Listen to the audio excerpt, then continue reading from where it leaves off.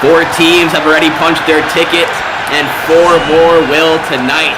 Hello and welcome everybody to Madison Square Garden here from the Big Apple in New York City for day 2 of Super 16 action here in Hoopsteria. We got Louisville and Maryland battling to play SMU. I'm JK Candell doing alongside Rico for this one. And I think we all know what the story of this game is going to be. Cooper Kingy Cross, 68 points in 2 Hoopsteria games for Maryland so far. The projected top 3 pick is looking like the guy that's going to end up going number 1 to Dallas in just a few months' time, Rico. Well, we'll see what happens when it comes down to draft selections. I mean, obviously, we don't know what these GMs and scouts are thinking, but he's certainly going to be high up the list. But for me, it's going to be the others because, look, CKC coming into this thing, he scored 68 points in 2 rounds of tournament play. But what about AC Day, who gave him 12 in the first round? What about a guy like Keith Anthony, who got you 14 rebounds? It's going to be those guys. It's going to be them to step up today if CKC and Maryland are going to advance. And with Louisville, it's all about the star power. And I think that we know that with Loftus and Poole Lewis, these guys are going to fill it up. But who else is going to come along with them if they're going to advance? Yes, certainly. As you see Maryland get an early steal there. Screen set by Day, but Louisville's playing some tight defense. Back to Kingy Cross. Turnaround jumper.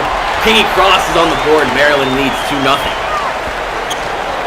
Not surprised with it. That was a terrific reversed just fadeaway right there. So reversed out of the pivot and got to the fadeaway. That was a nice shot there. And there's a response from Louisville. A nice 3 to give them their first lead of the evening. Well, let's talk about these starting lineups, Rico. Poole Lewis and Kadarius Loftus, the backcourt for Louisville. Those are the headliners. DeMarco Graham down low, and Mikhail Jolly Harper and Romero Isbell rounding things out for the Cardinals. And for Maryland, you have Cooper Kingy Cross manning the 2, Mordecai Rivas at the point guard position, and Deegan Zane, AC Day, and Keith Anthony rounding out the starting 5s. We're a minute 30 into this one. Louisville wearing the black jerseys for a change. I think so. Oh, you got it.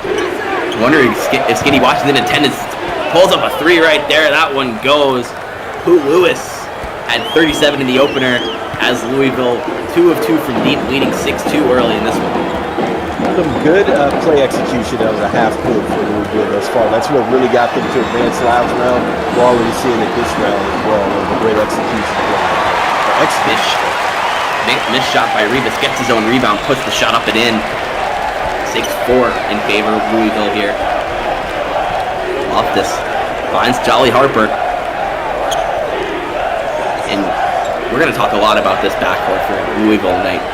25 for Kadarius Loftus, last time out 37 for Poole Lewis. As you see the freshman DeMarco Graham bully his way inside. He's quite the bowling ball. 6'11", 220.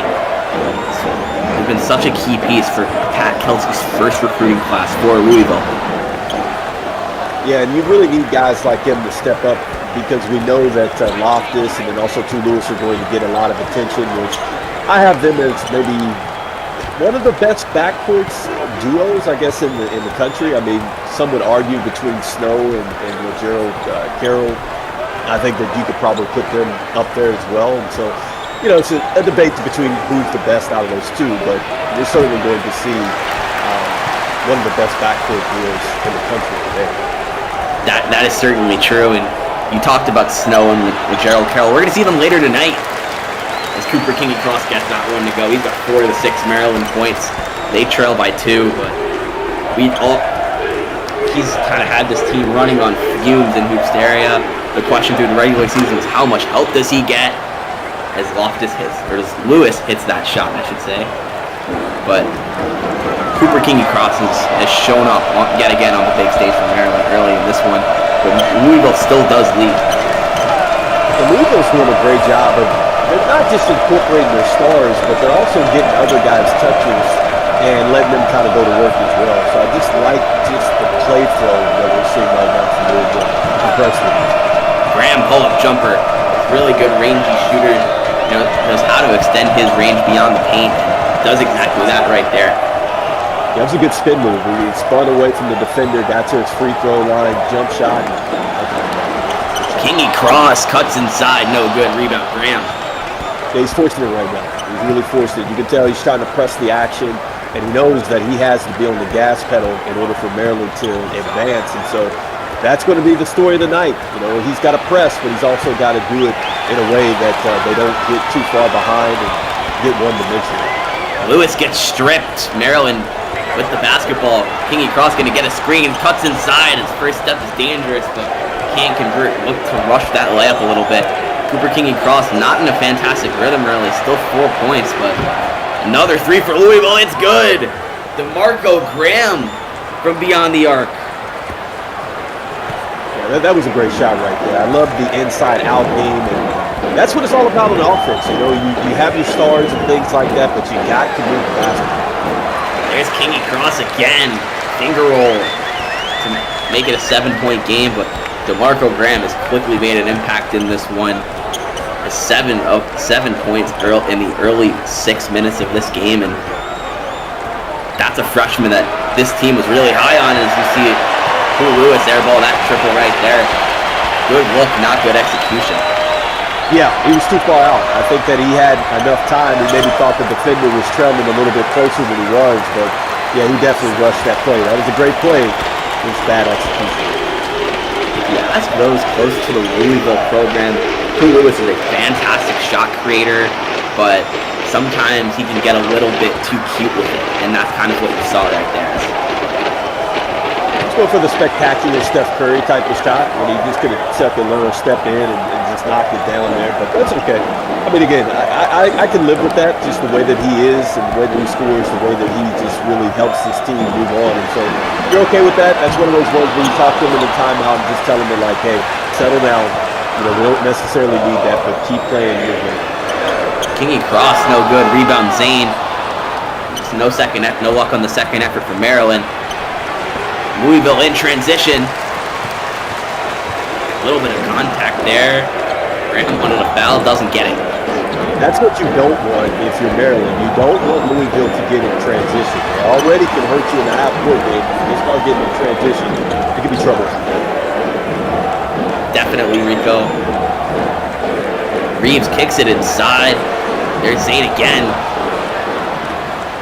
Another rebound pulled down by DeMarco Graham.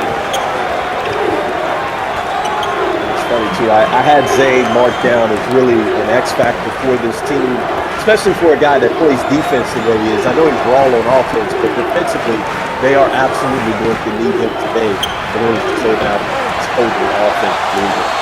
Another triple for Louisville, no good. Isbell can't find the back of the net. Rejected by Louisville, by Maryland, I should say. That's Terp basketball. It just seems like right now, JK, that a lot of the offense looks good when CKC has the ball in his hands. I'm not sure that the others on Maryland right now have really settled in. They look a little flustered to me, and I think that they've got to understand that, look, hey, you're here. It's not just the CKC show. You got to show up here. Yeah. Now we're going to see much rest from Cooper Kingy Cross in this game, but there's another steal from Louisville right now. They lead by 7 early in this first half. They're looking to extend that. Yeah, it just discombobulated right now on the offensive end. CKC's not out there. Yeah, that is the understatement of the century. Poole Lewis trying to make some magic happen. Forced to pick up the dribble. Shot clock expiring for Louisville. Loftus gonna put it up. Can't connect. Langs off the front rim.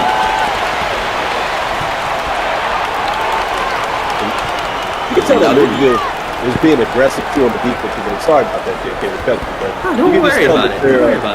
They're scrapping for the ball. I mean, they're definitely coming out scrappy. And I think that they are really dictating the way that it's played. And you just tell that Maryland on the steals of it. Definitely Loftus called for that foul. His first of the game. Going to the line. There is Keith Anthony, the center, 61% at the charity striping. And Anthony, he's a guy that, when I spoke to Kevin Willard, he said that he's one that's always spending time in the weight room. He's 227 pounds, standing at 6'10". He's a guy that's always trying to work on his frame. They apparently had to bring in another janitor to keep the weight room open late for Keith Anthony. So goes to show you that there is some dedication in this junior big man. Absolutely, and he was huge for him. When you talk about big and just being strong, he was certainly physical for this team in round one with those 14 rebounds. And whenever you're dominating the boards, you're getting extra possessions and you're taking away possessions from the other team. And so he's going to be huge tonight. It's not one thing that he does well for the game, but you just need a contribution, and he's going to have to step up. Wide open Lewis makes that one about as easy as pie as it gets for a guy with his shot-making capabilities. And you're worried if you're Maryland, because that was off-ball movement. That wasn't him creating off the dribble like you see a lot of with CK3. And that's tough right there for Maryland.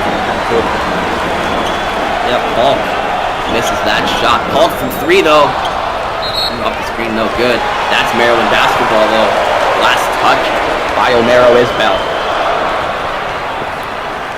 I like the scrappiness and the hustle right there, because if Maryland's going to get back, they got to get to these 50-50 balls at this point in time. But more so, they got to find themselves right now, because they don't have CKC out there. So they ran a nice play, didn't points. I like that out of time or out of bounds play, but it just didn't get to that. A little bit rattled after that one, and Lewis draws the contact. Paul called for foul.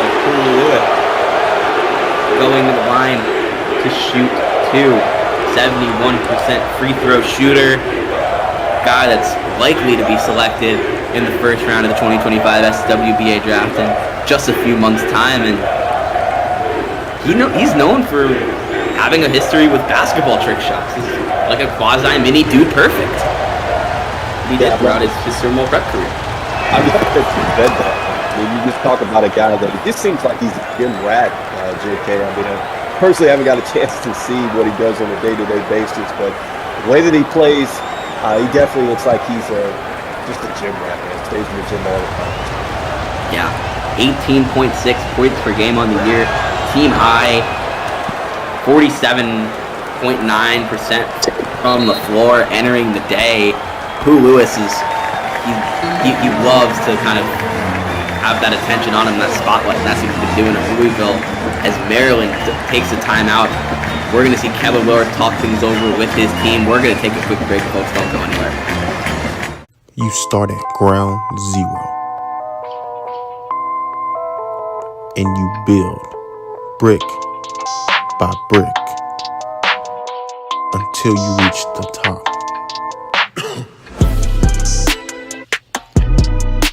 SimWorld Sports. See the game, be the game.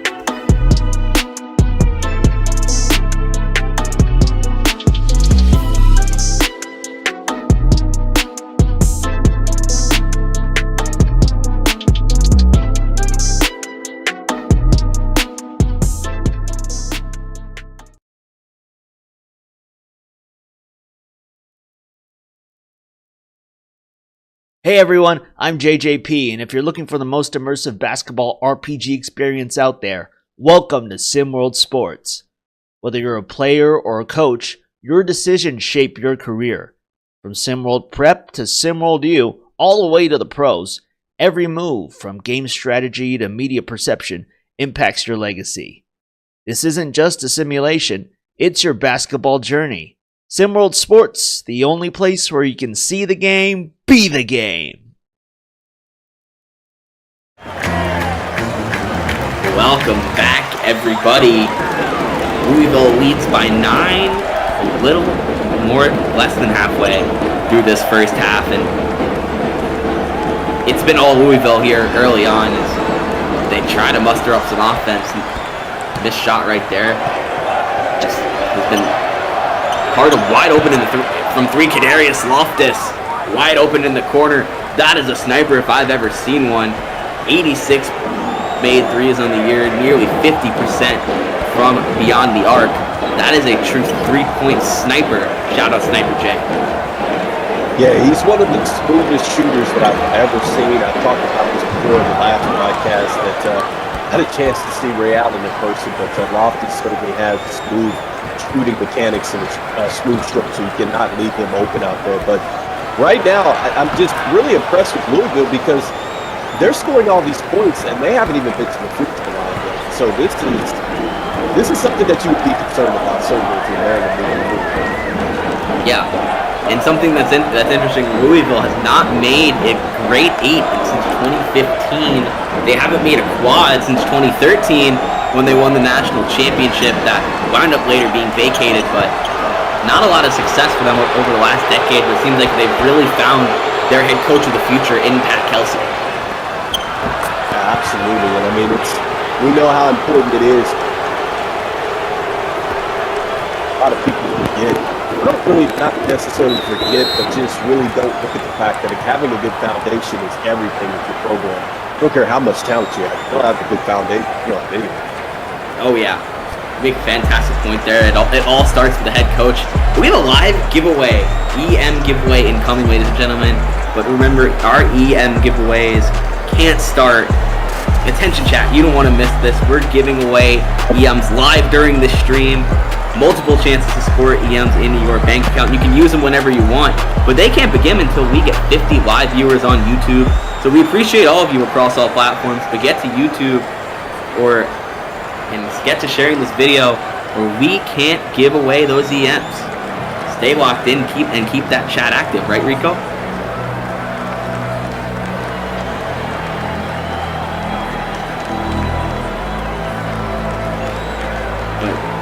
Coming up next, ladies and gentlemen, is the South Region's game.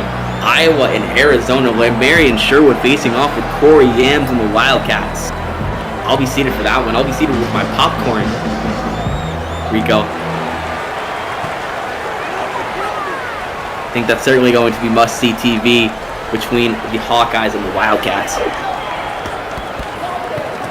Kingy Cross back in the game for Maryland. Exactly what the doctor ordered when they're showing by 16 now, Rico. Yeah, I was going to say, yeah, absolutely. You can see that Louisville is playing well, and then going back to your point, between Arizona and Iowa, it could be one of the best big man matchups that we've ever seen in Timberwolf youth, so that's going to be interesting. Long two there. Cooper Kingy Cross, the defender in his face. Still drills that one. Cooper Kingy Cross, one of the most gifted shot makers you'll ever see. I spoke to a scout about him before this game, and he said there's only one word you can use to describe Cooper Kingy Cross, and that's unguardable. It's Pooh Lewis with the turnaround jumper. Creates his own shot and creates 2 points for Louisville right in his own way. Yeah, and with CKC, I mean, that is the one thing with him. I mean, as far as creativity, if that's what you're looking for, you can certainly get that with CKC. And Pooh Lewis just looks smooth. I mean, he's done it off the screen. He's hit the mid-range jumper. He's just giving the defender one move and rising up. I mean, everything seems to be smooth, and Loftus has just been filling in nicely here as this team is just clicking on all cylinders. Lewis with the assist. Shot made right there by Mikhail Jolly Harper, junior from Las Vegas. And this lead is just snowballing for Louisville. Cooper Kingy Cross is out of the game, and Louisville took advantage in a real way, and now they're starting to apply that pressure to him. Where it looks like that this might be too much for Maryland to even contend with. There's still a lot of basketball left. 16-point deficit. They're going to need Cooper Kingy Cross to start taking over. They're going to need that, but they're also going to need the contributions from other guys. I mean, other guys really, and see, there it is again. You see that Pooh Lewis comes off of a little screen at the top, and then he goes right to the rack. And so the execution for Louisville has been fantastic. Maryland has just been stagnant on the offensive end. Yeah. And there's another one missed shot for Maryland. Kadarius Loftus and Pooh Lewis are yet again proving why they are among the biggest draft risers of the Hoops area period. We know about Caden Schick, what he did for Gonzaga, but I think Pooh Lewis has probably done the most to help his draft stock throughout Hoops area, as the spin move by DeMarco Graham makes it a 20-point game. Man, he has been huge today. I've been very impressed with the way that he scored. He scored off the drop step right there, got to the free throw line earlier today, and so just looks very just natural, facing up and with his back to the basket. So very impressed with his game. Dolly Harper called for the foul. There's the Terrapins making some substitutions. Kingy Cross out of the game yet again. Interesting approach from Kevin Willard with them already down by 20 in the early going of this first half. Yeah, I mean, that's a story that certainly should be talked about there because it's been interesting, but I mean, maybe he sees something here with this Terps team that they would respond better with him being off the floor, but it hasn't really looked that way thus far in this game. Shot clock expiring from way downtown. Maryland cannot convert. And there's Pooh Lewis again. Lewis on the first step and the slam. Pooh Lewis makes a 22-point lead for Louisville. His dominant hoops area and dominant first half continues. Yeah, when you talk about a three-level scorer, it's Pooh Lewis. I mean, he scored from the perimeter. I'm talking about the three-point line. He's gone to the mid-range jumper. He's attacked the basket. He's dunking. He's laying it up. He's just giving you everything that you want, showing the full package out there today. Maryland. Between Loftus and Lewis, they have 28 combined points. Maryland as a team has 18 of their own, so the two-man show for the Cardinals has been paying dividends early in this one. And it's interesting, too, because DeMarco Graham, he's only got 4 points and 4 rebounds, but honestly, JK, it feels like he's got 20 out there with the way that he's kind of supplemented in with both of those stars. Yes, and that's why they were so excited about him. That's why whenever I spoke to Skinny Washington, who we all know is very close to that Louisville program, he has nothing but great things to say about DeMarco Graham. Yeah, and I love the mindset that he brings to it. It's a guy that takes meditation very seriously and just his mindfulness out there. You can see it really as this game continues on. Yeah, he's got fantastic peace of mind. He's the guy that kind of adopted that sense of meditation from his grandma. His parents died when he was young. He's been living with his grandmother until he went off to Simworld Prep and then later Simworld U. But Dill tells me that he calls her every single day. That's a great story. That's a terrific story, and yeah, you just really root for this kid, man, especially all the stuff that he's been through. This is why we love this sport, Rico, because you get to really learn about these players beyond this court, beyond the nets, and sometimes it can't help but tug on your heartstrings. Because absolutely. You learn about these players, not just as basketball players, but as individuals, their stories, and it could not be more fascinating as you see Michaela Jolly Harper miss that mid-range jumper. And I'll just tell you, Maryland just looks, this is about, oh yeah, they've looked terrible. I mean, this is the worst that they've looked in this tournament thus far. They've looked flustered. They just look like they don't know what their purpose is on the offensive end. And defensively, they continue to get caught on screens and things like that. They're just a step behind defensively. Yes, and Pat Kelsey just took out both Lewis and Kadarius Loftus for this Louisville team. A whole lineup of the second unit out there, it looks like right now. So maybe this Maryland second unit can take advantage. And the foul, VJ George called for the foul. Prince Marion going to the line for 2 and potentially 1 more.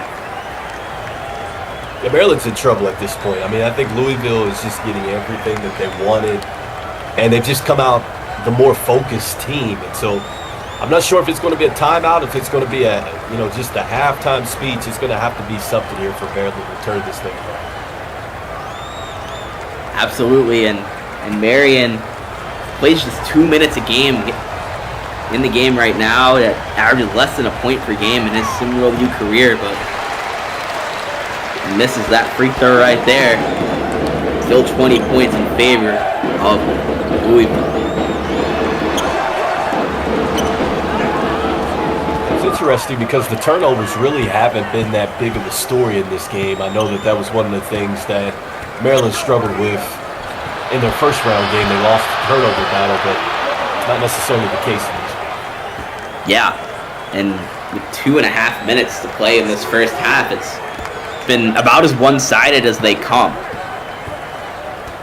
No Cooper Kingy cross out there, and Maryland just looks discombobulated, rejected off the rim. That's good defense right there. Not a lot of bright spots for Maryland in this game. That was certainly one of them. That was great defensive sequence. They just didn't finish it, but they got a steal. Let's see if they can finish this. Absolutely, and losing contact. DJ George, freshman, 7 feet tall. It's not looking good for them. Not looking good at all. You get 2 back-to-back great defensive plays. You're on the run, and then you can't get anything out of that. That's just not good for Maryland here. Yeah, and there's Marion again. Finds Taven Phoenix, known for his athleticism. Marion draws the screen. Shot clock expiring. Marion, and there's 2 more. He's got 4 points, career high. And that's how you know that you're really having a good night as a team. When you have players that just really haven't contributed like that throughout the season, they're stepping in, and they're stepping out here on the big stage. And that's what you want out of Hoop Stereo. When you are trying to go deep in the tournament, it's going to have to be the others, and it looks like that it's favoring Louisville right now. Yeah. And another one inside for Maryland. Another one that they can't convert. But my question for you, Rico, is Cooper Kingy Cross has long been considered the -- 1 pick in the 2025 SWBA draft, especially now that the pick landed in Dallas. Does such a embarrassing showing from Maryland affect that in any way, even though he's had a decent night himself?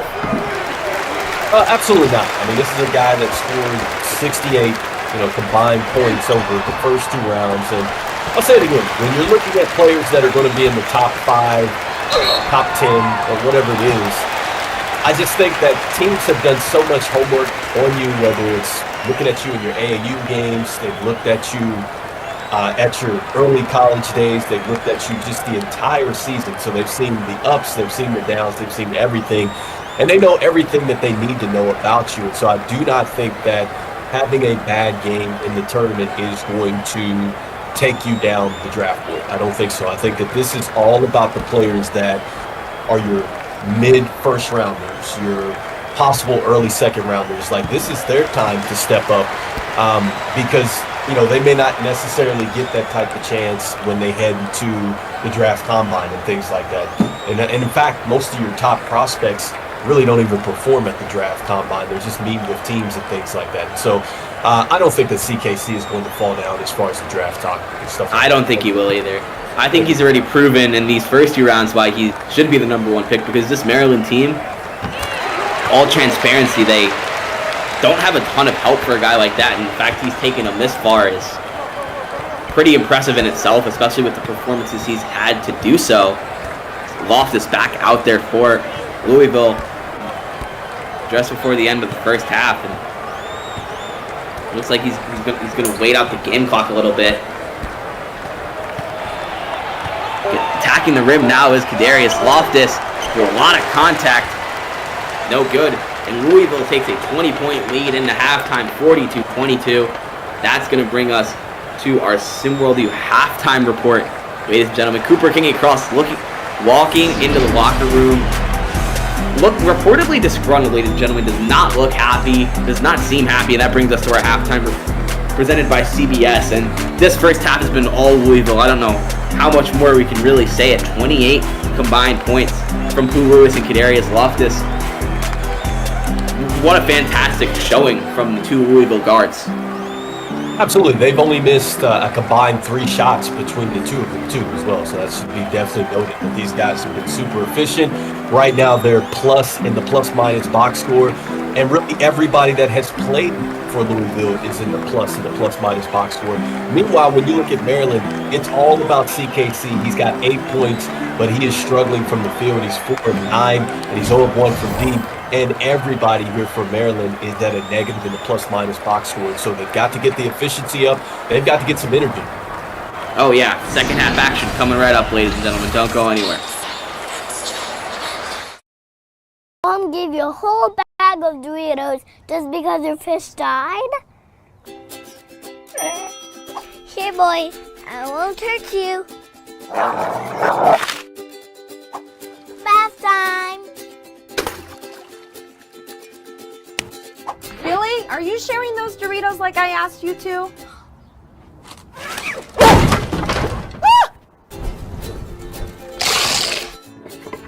He's okay.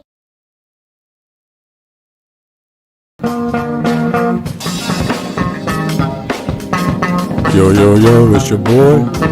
Check out Talking Dirty with me so we can catch up on prep news and some more sports. You know the deal. Holla at your boy. See the game? Be the game.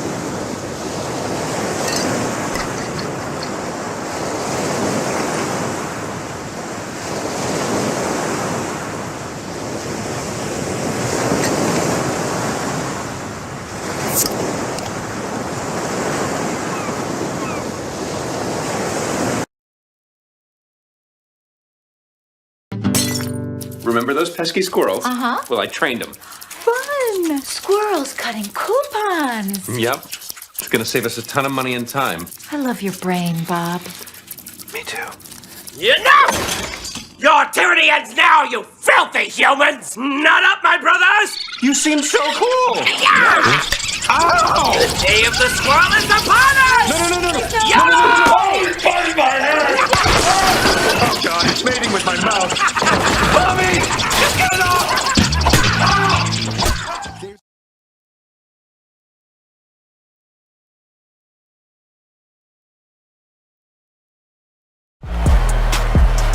Welcome back, folks, to Madison Square Garden, where Louisville is 20 minutes away from punching their ticket to the Grade 8 against SMU.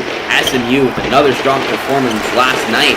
So coming back to this game, Maryland just shot 9 of 36, 25% in that opening half. What do they need to do to get back in a rhythm on the offensive? Well, like you said, I mean, they're going to have to become a bit more efficient on the offensive end. The difference between Maryland and Louisville is that Louisville, they're running some great sets. I just am really impressed with the way that they're moving players off of screens and things like that. And everything just seems to be in the flow for Louisville. Meanwhile, for Maryland, it is just a stagnant offense. You can just tell they don't know where they're supposed to be, who's supposed to take the shot. They have really got to get onto the same page. Yeah, and there's a free throw that's no good. Mordecai Rivas misses that one, the senior point guard. And Rivas is that running mate in the backcourt for Cooper King and Cross, but Rivas he's a really good on-ball defender, which is why he starts, but has struggled in the offensive end.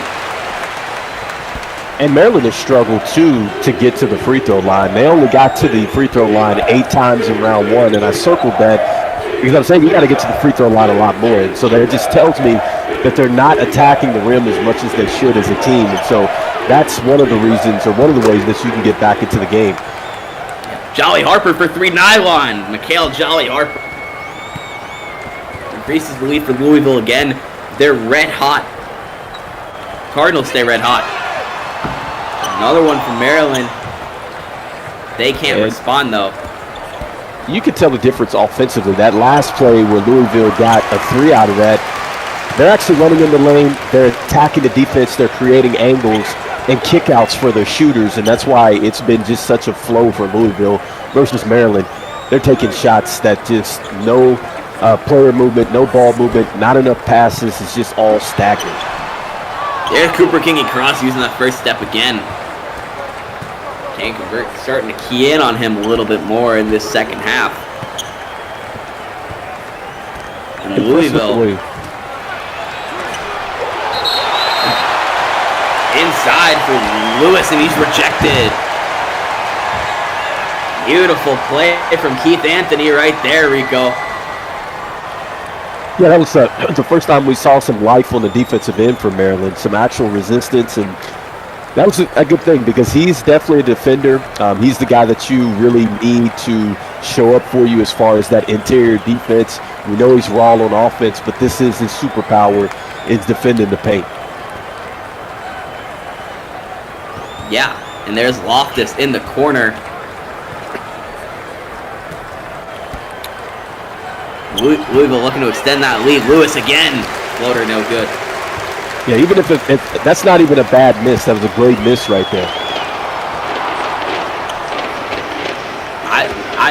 I think that like John Wooden and some of these legendary coaches would say there's no such thing as a bad miss, but there's Kingy Cross again. Rebound Zane puts it up and puts it back in. Maryland still trails by 20. You got to give him credit because, look, yes, you want the ball to go down the into the basket, but still, the fact that it's off of just a nice action offensively and he just didn't make the shot, it's much better than what you're seeing on Maryland's end. Yes. There's Zane. Gets his own rebound, cleans up the offensive glass. Nearly another chance for Maryland right there, but Louisville's able to bring that down. Loftus gets his own offensive rebound, and Rivas fouls him. Mordecai Rivas called for his first foul of the game. Kadarius Loftus, the sharpshooter, going to the line for Louisville. 83% at the line. 86 made threes on the year. Nearly 50% from deep. Nearly 45 from the floor. Talk about efficiency on high volume shot. And it's wild that now you see Loftus getting to the free throw line when really his thing is sitting out on the perimeter and knocking down jump shots. This just lets you know how tough of an afternoon it's been for Maryland thus far. That is the understatement I've ever heard, Rico, because down 22, 17 minutes to play, and your star is not having the game you'd like from him. It's going to be an uphill climb here. And I love the way that even if CKC is getting to the rim, you can just tell that the leaf is really bothering them. They're making sure that they're getting good contests and things like that without fouling. And so Louisville playing some great defense. In the corner, Louisville. Ball, but there's Decker Fetter. Back to Kingy Cross. And this is a Maryland team where Littles went right for them today. Nearly another turnover. And pull-up jumper. Zane's beasting the offensive glass, but Little help for him. Rejected. He's stripped right there by Jolly Harper.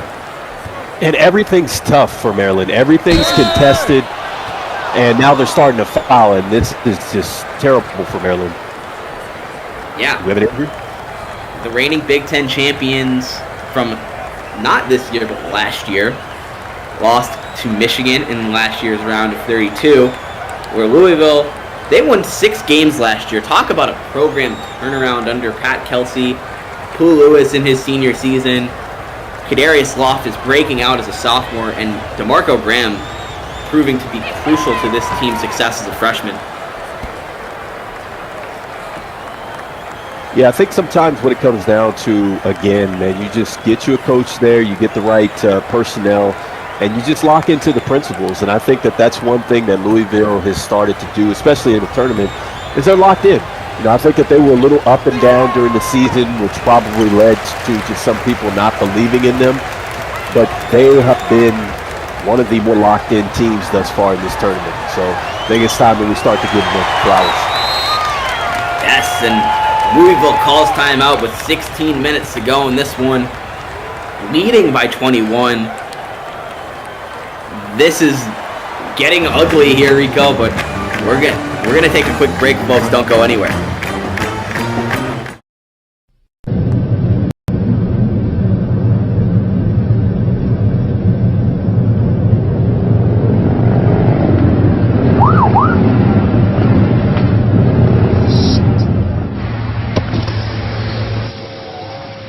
Good afternoon, madam. Yeah, I'm sorry, officer. Can I see your papers, please?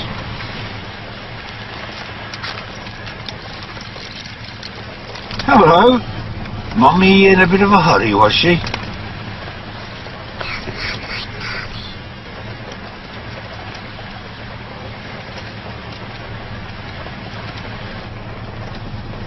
Step out of the car, madam! Step out of the vehicle now!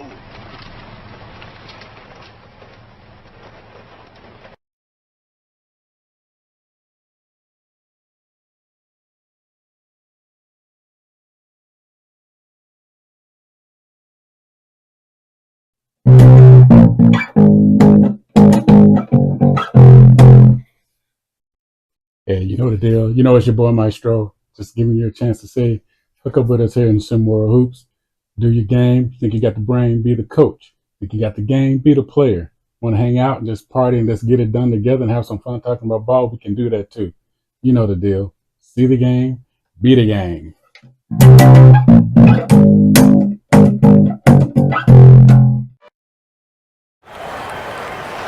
Welcome back, everybody. And Maryland is on the ropes. 31 points between Pooh Lewis and Kadarius Loftus. Just 27 for Maryland. 10 of those are courtesy of Cooper Kingy Cross. Wide open, Jolly Harper. Hangs off the rim. Another great look, too, for Louisville. And they are just killing Maryland on the execution. They just really are.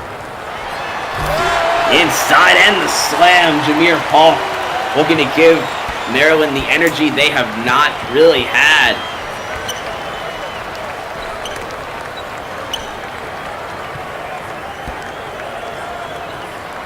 Louisville looking to respond. Lewis from three, nothing but net. Pooh Lewis has 18 points on the game, and that's a game high. Yeah, sometimes it's just your night. And, I mean, even with a good contest right there, he gets it to go down. That's a tough play right there. Yeah, and there's Fetter. Backup point guard. Too much isolation. Way too much isolation. Day back to Kingy Cross. Shot clock at 5. Draws the matchup from Lewis. Long three from Cooper Kingy Cross, and he hits it. Cooper Kingy Cross. 13 points on the game. Maryland is showing signs of life on the offensive end, but still trailed by 18.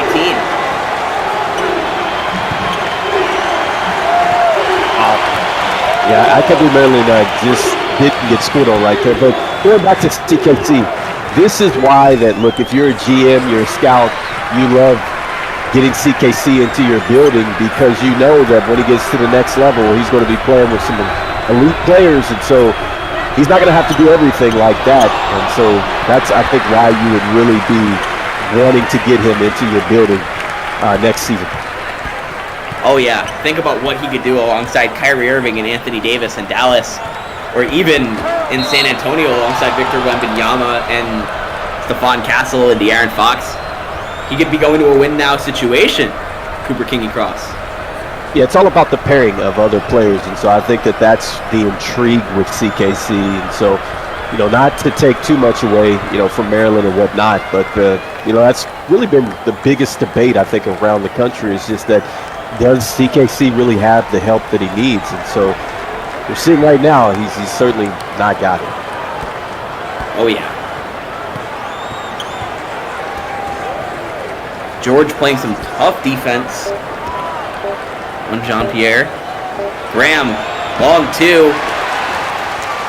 Or the iron. Maryland down 18. Kingy Cross still in the game. Unlikely to see him be subbed out anytime soon. But Maryland's looking a little bit better on their last few possessions. Anthony inside.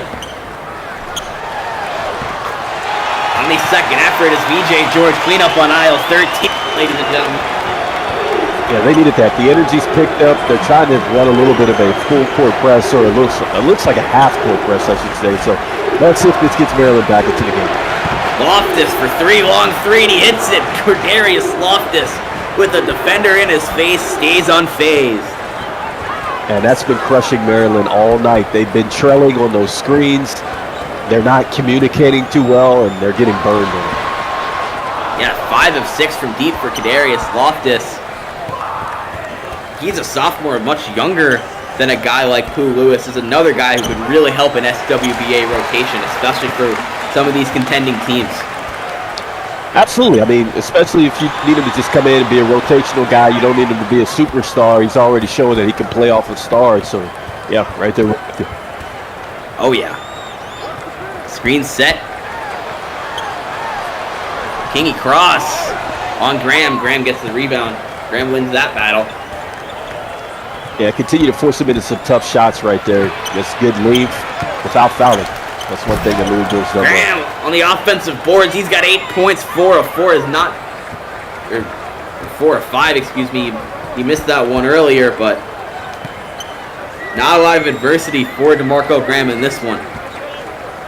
I've loved the way that he's found points, and it's just cleaning up the boards. He's had a good face-up game and everything else. Like, he's just mixed right in well with Pooh Lewis and then also to Loftus today. Yeah. There's Paul. Paul, fade away. It's good. Thought that was tipped off the original shot, but guess not. And Kevin Ward looks to be happy with that shot selection despite the way going in. And there's Loftus again. And there's another one that he makes. 6 made threes for Kadarius Loftus. After a 25-point outing in the round of 32, he's looking to eclipse that in the Super 16. Maryland calls timeout. Down 22 again. Kevin Willard not happy. Him exchanging words with Cooper Kingy Cross. If you love SimWorld, folks, don't forget to like, comment, and share SimWorld with a friend. If you're loving what you're seeing, don't just watch, get involved. Like the stream, subscribe to the channel, and hit that notification bell so that you never miss a moment of the action. And believe me, there's plenty of it. And hey, don't forget to share this stream with your friends, because the more people in SimWorld, the better, bigger and better it gets. So don't wait. Click those buttons now for a better SimWorld experience. Absolutely, JK. And I was just going to say that, look, with CKC, man, like, he's doing all that he can do, but I just think that the defense for Louisville has just been even better. And just super impressed with the fact that they're not fouling him. I think that was one of the things that Maryland just really didn't account for. I thought that maybe they thought that they were going to get to the free throw line a little bit more, and it's just not happening. Yeah, and it doesn't hurt when Kadarius Loftus is lighting you up from deep. I mean, but they're layups, though. They're literally leaving open spots out there for him, and so it's just the attention to detail hadn't been there for Maryland. Yeah, Loftus, maybe one of the best three-point shooters you'll see in all of SimWorld U. Maybe only rivaled by a guy you all will see later tonight, and that's Gerald Carroll of UCLA. Absolutely. What's your there? Gerald Carroll, Jalen Snow. I heard a scout call him the SimWorld U Splash Bros today, and that's why you saw me write about it. I hear you. Yeah, I mean, they're definitely one of the best duos in the country, if not the best. I mean, like I said, it's a debate out there, but certainly they're up there. What's your take on the debate then, Rico? Mr. Clutch, I know Mr. Clutch Time has to have some opinion. Well, I mean, I've said it before on Clutch Time that I thought that they were the best duo, and with me, I just like Jalen Snow. I like his ability to be really dynamic as a scorer. Not to take anything away from Pooh Lewis, but I just think that maybe Jalen Snow has a little bit more. But again, I mean, I think that when you're looking at these two duos, and if you're looking at Louisville, UCLA, I mean, it's so close. Like, you could go either way, you know, just depending on what day and how you feel that day. So can't take anything away from either backcourt, to be honest with you. I mean, they're spectacular in their own rights. Absolutely, and then you still have plenty of other great duos that are not just in the backcourt. You have Jamison Johnson and Glory Tate. Kentucky's not still playing, but talent's there for that duo. Yeah, you got a lot of talent out there for sure. There's a lot of duos that we should be talking about a little bit more. But yeah, I'm right there with you. I mean, if we could probably do a year's worth of content about that. definitely Louisville going to talk things over. Pat Kelsey praising his team during this timeout. Don't go anywhere, folks. We're outside.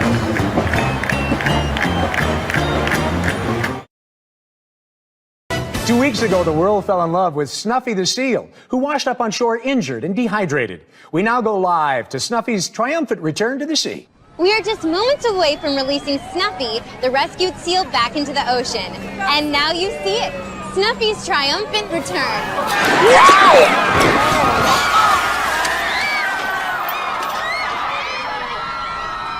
Holy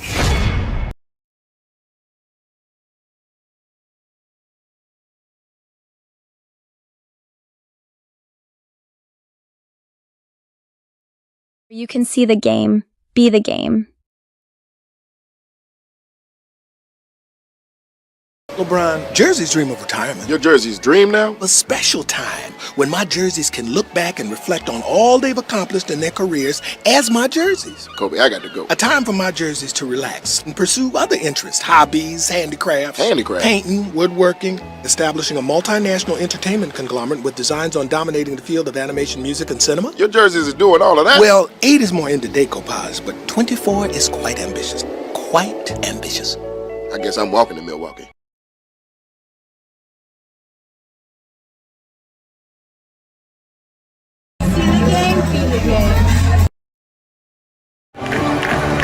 Welcome back, folks. And one of the craziest aspects of this 22-point lead for Louisville is the fact that they entered this game as 4.5-point underdog. It just lets you know how much people believe in Maryland coming into this game, especially how good they looked in round 1 and 2. But Louisville showing why they were one of the best teams in the country throughout the year. Absolutely.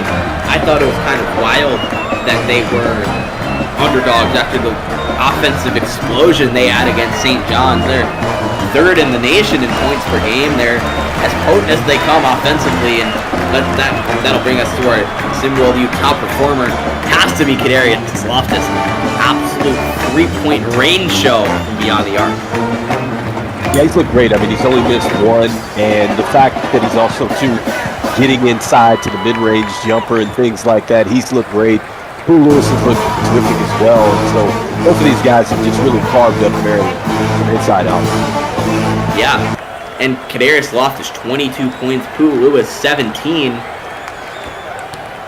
Combined, they are outscoring Maryland. And there's another long one from Kadarius Loftus.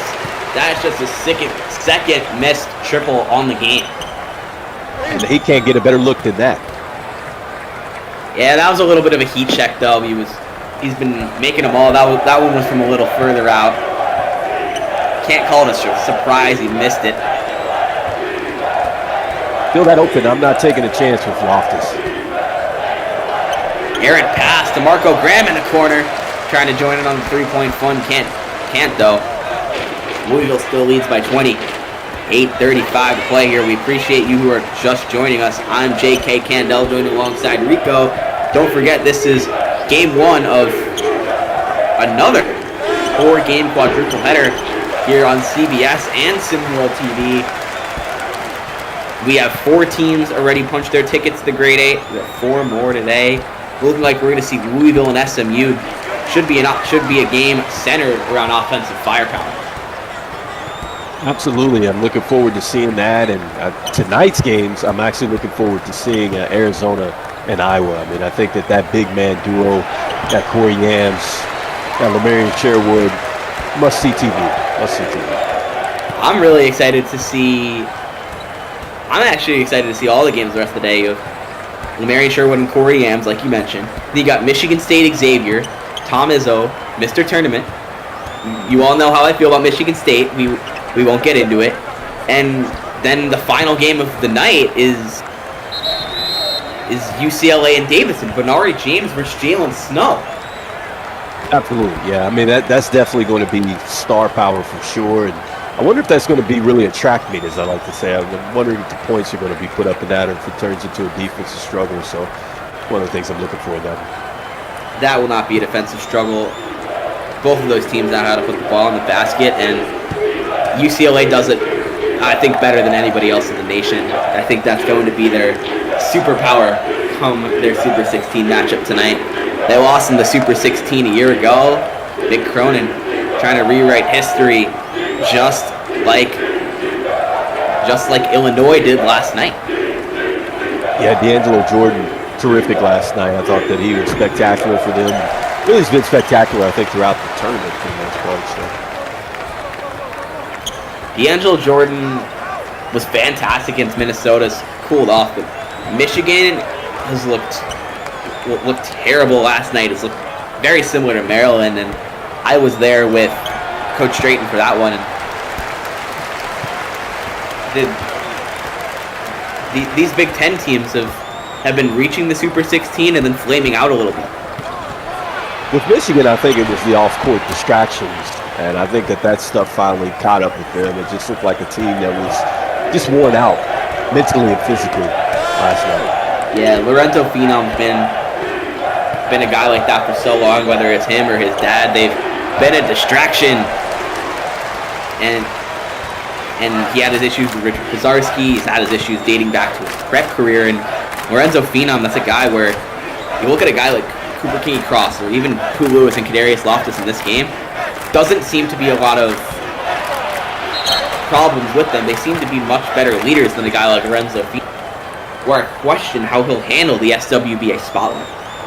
And all that stuff factors in, and I think that that's something that, you just don't have a stat for it or whatnot, but you can just clearly tell that just all the hoopla and stuff like that, and then having to come in and focus, that team just, it really fell apart there last night. It just really felt like that's what happened to them. Yeah. There's Paulk.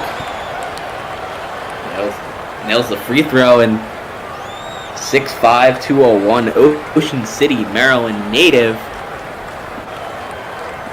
Reminding you all to tune into Arizona, Iowa after this, but Paulk is known to be a big movie buff. If you talk to him, and he's not in the gym, he'll probably be catching up on some new shows. I spoke to him before this game, and the show he said he's been watching right now, Last of Us. The Last of Us, not a bad show at all. Great video game. Not a bad show. Did not play the video game. I've been watching the show a little bit though. So Jameer Paulk does have good taste in television, ladies and gentlemen.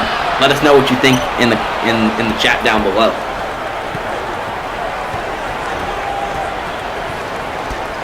So Maryland has to find some here if they're going to climb back in with 5 minutes to go.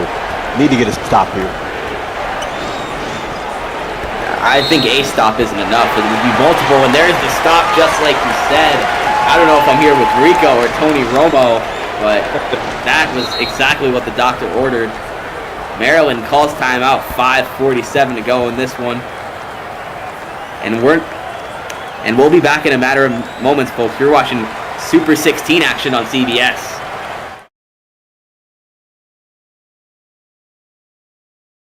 Hello guys, it's me, Coach Brooke Simpson of Lone Star Basketball Club. I always wanted to be a head coach, and SimWorld Sports is a great community that allows anyone to be a head coach. It's the only place where you can live coach games, you get to recruit players, and SimWorld Sports also has a very friendly community that will help you along the way. SimWorld Sports is the only place where you can see the game, be the game.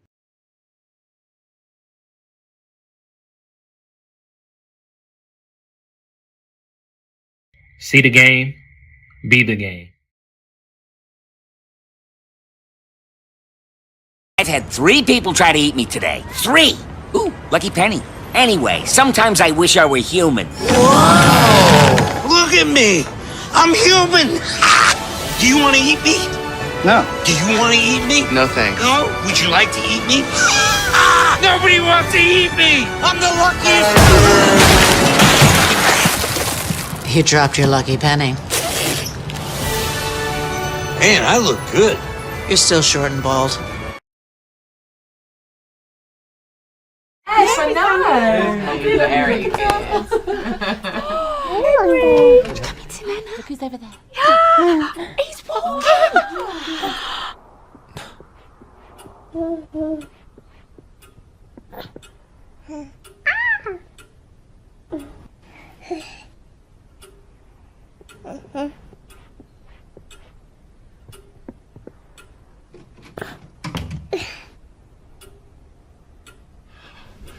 So, what have I missed?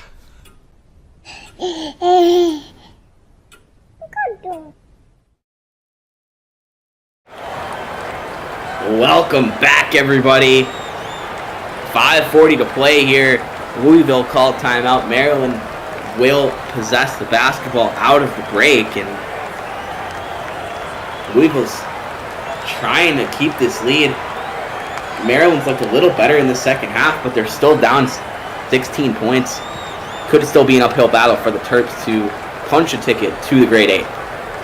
Yeah, and I mean, if they can get a three-pointer here, JK, suddenly it turns into a 13-point game with 5 minutes to go in the game. I mean, that's a lot of time for 13 points here. And so that's why I was like, you need to get a stop here. And so if Maryland was going to make this interesting, they got the stop that they needed.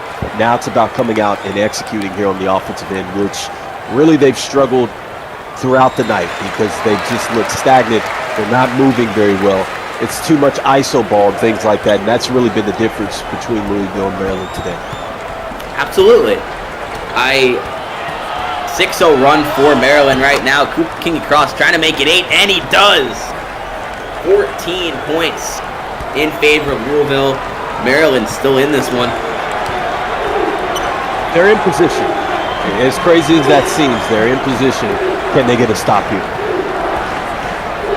There's a spin move by Pooh Lewis and the slam. Pooh Lewis with an exclamation point with that slam right there.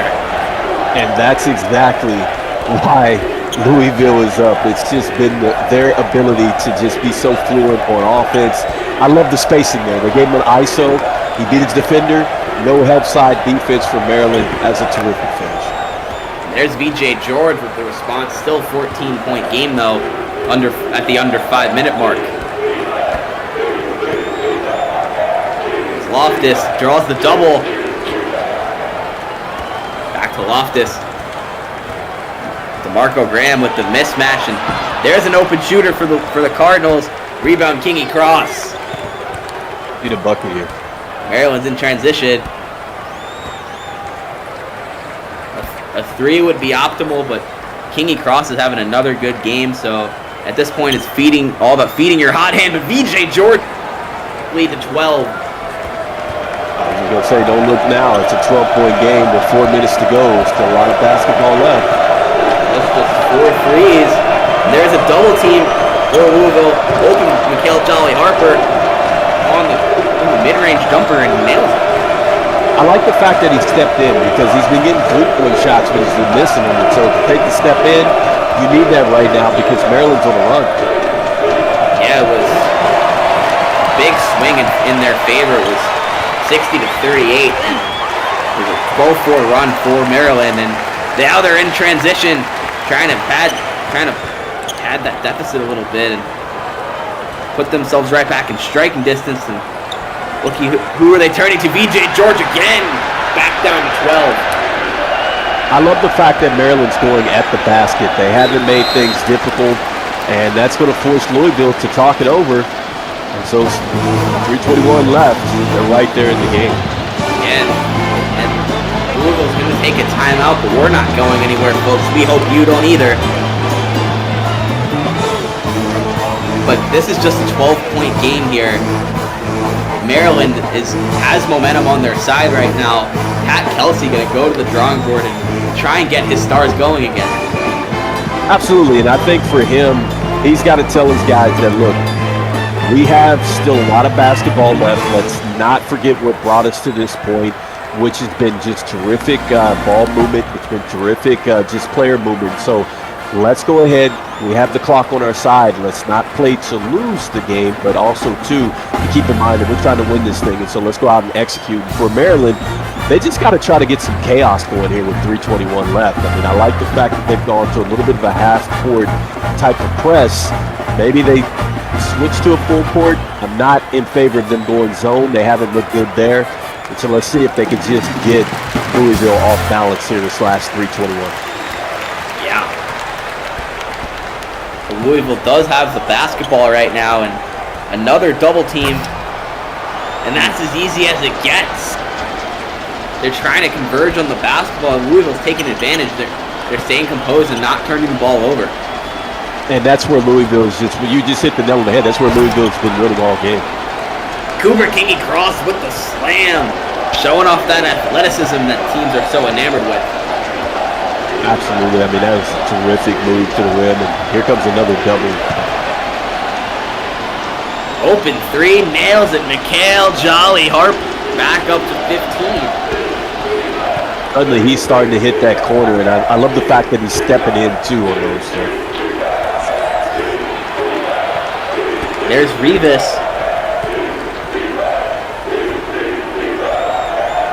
You're hearing the defense chants here at Madison Square Garden. Not a far drive for these Maryland fans. The Kingy Cross scoops it up, scoops it in.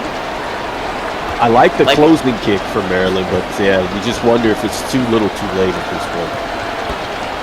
Definitely that first half really kind of did them in, but I've seen crazier things happen to end games in Hoopsteria. Jolly Harper.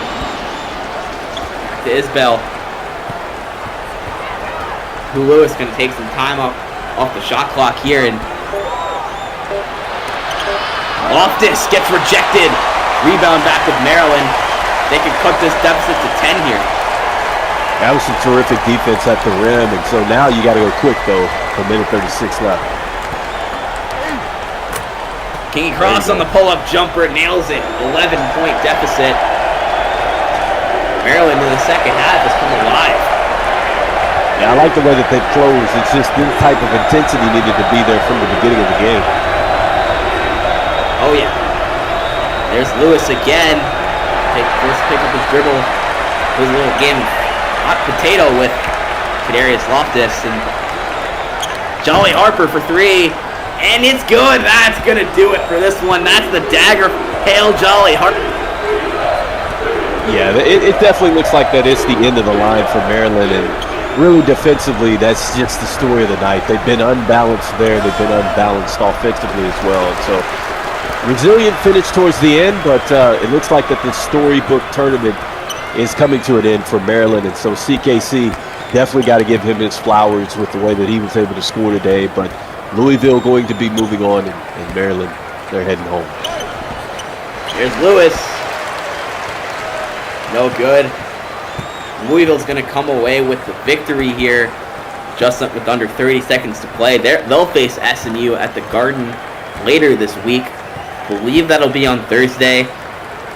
Scheduling is not out yet, so we'll keep you posted on that. But Louisville SMU with a trip to the quad. Some big quad droughts that could be broken in this East region.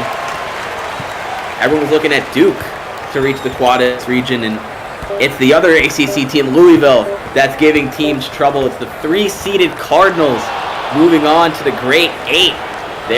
They knock off Maryland 72-58. We appreciate you all joining us from Rico. I'm JK Candell.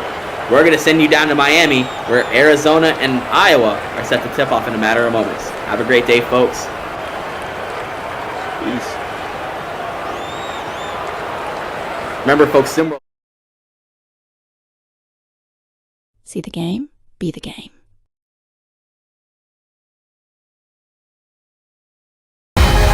Do you have the mind of a coach?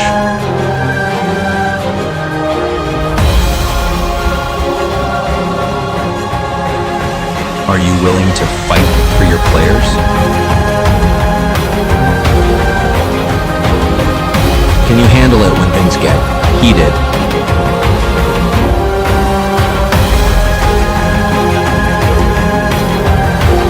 Can you manage your star player's ego?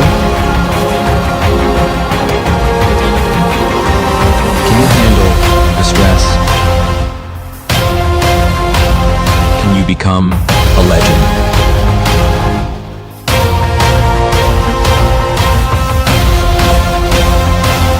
The only place in the world where you can coach live in a virtual world.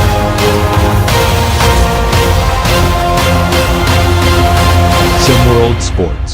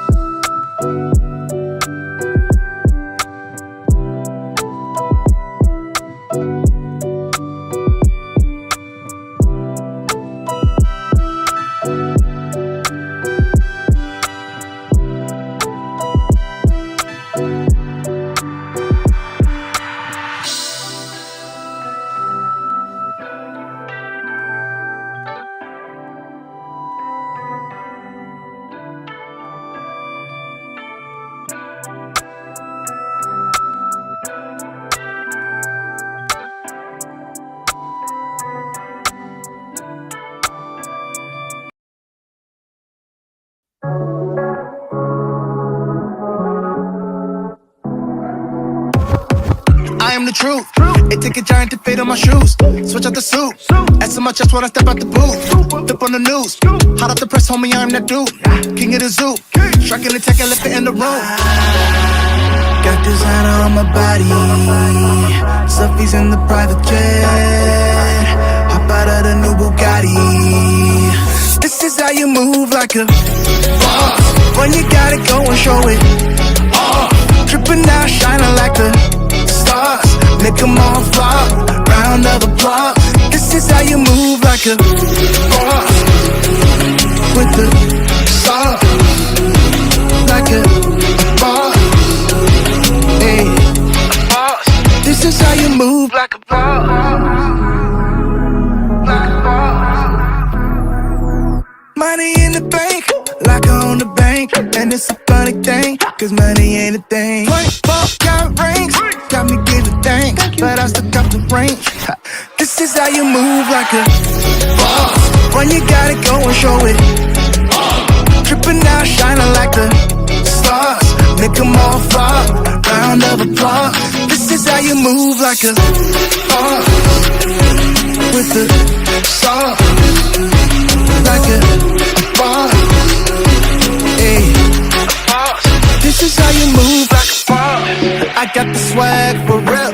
Make the toe dripping in my bag for real. Looking like a happy meal. I'm a snap for real. This is how you move like a boss. When you gotta go and show it off. Dripping out, shining like the stars. Make them all flop, round of applause. This is how you move like a boss. Go ahead, hit them with the sauce. Soak it up and take a little pause. Shine like a star, round of applause. This is how you move like a boss. With the sauce. Like a boss. Hey, this is how you move like a boss.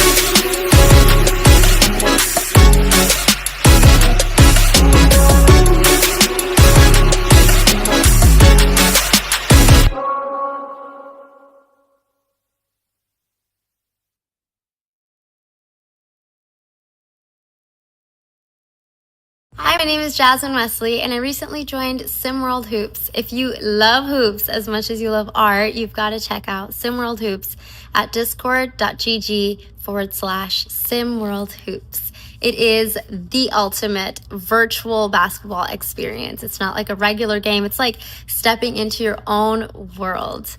Whether you play or you're just a fan, it's time to see the game, be the game. Don't forget to check me out on social media at It's Jasmine Wesley.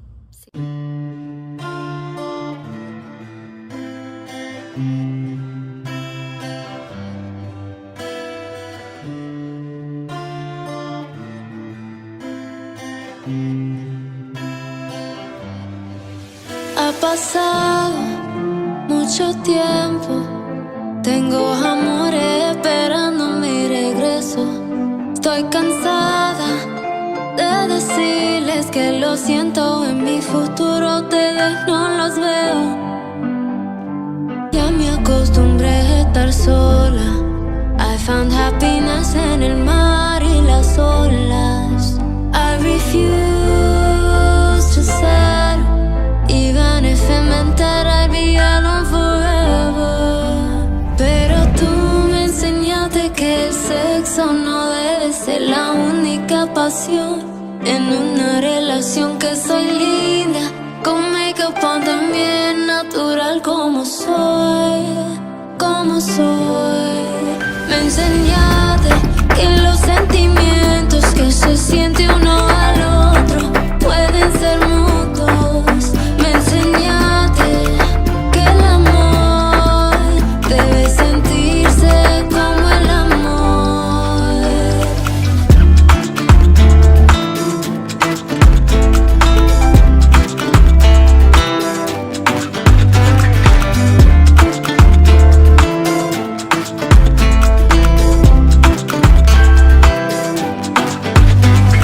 Disculpa, baby, espero que yo no te ofendo. I'ma be honest, never felt this kind of love before. Todo nuevo. I like keeping a surface, a really good way to keep 'em. So when you dove deep, it made me think that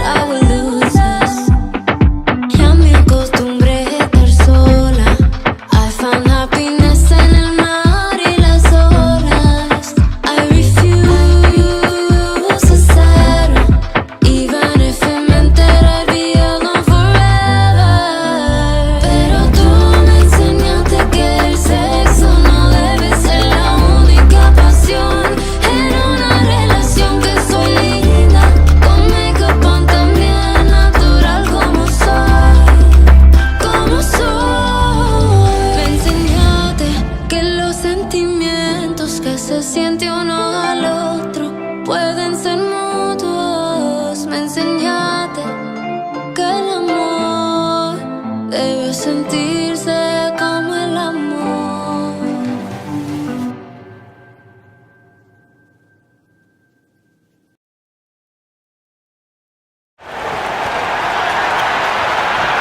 Good evening and welcome to the latest edition of the Super 16.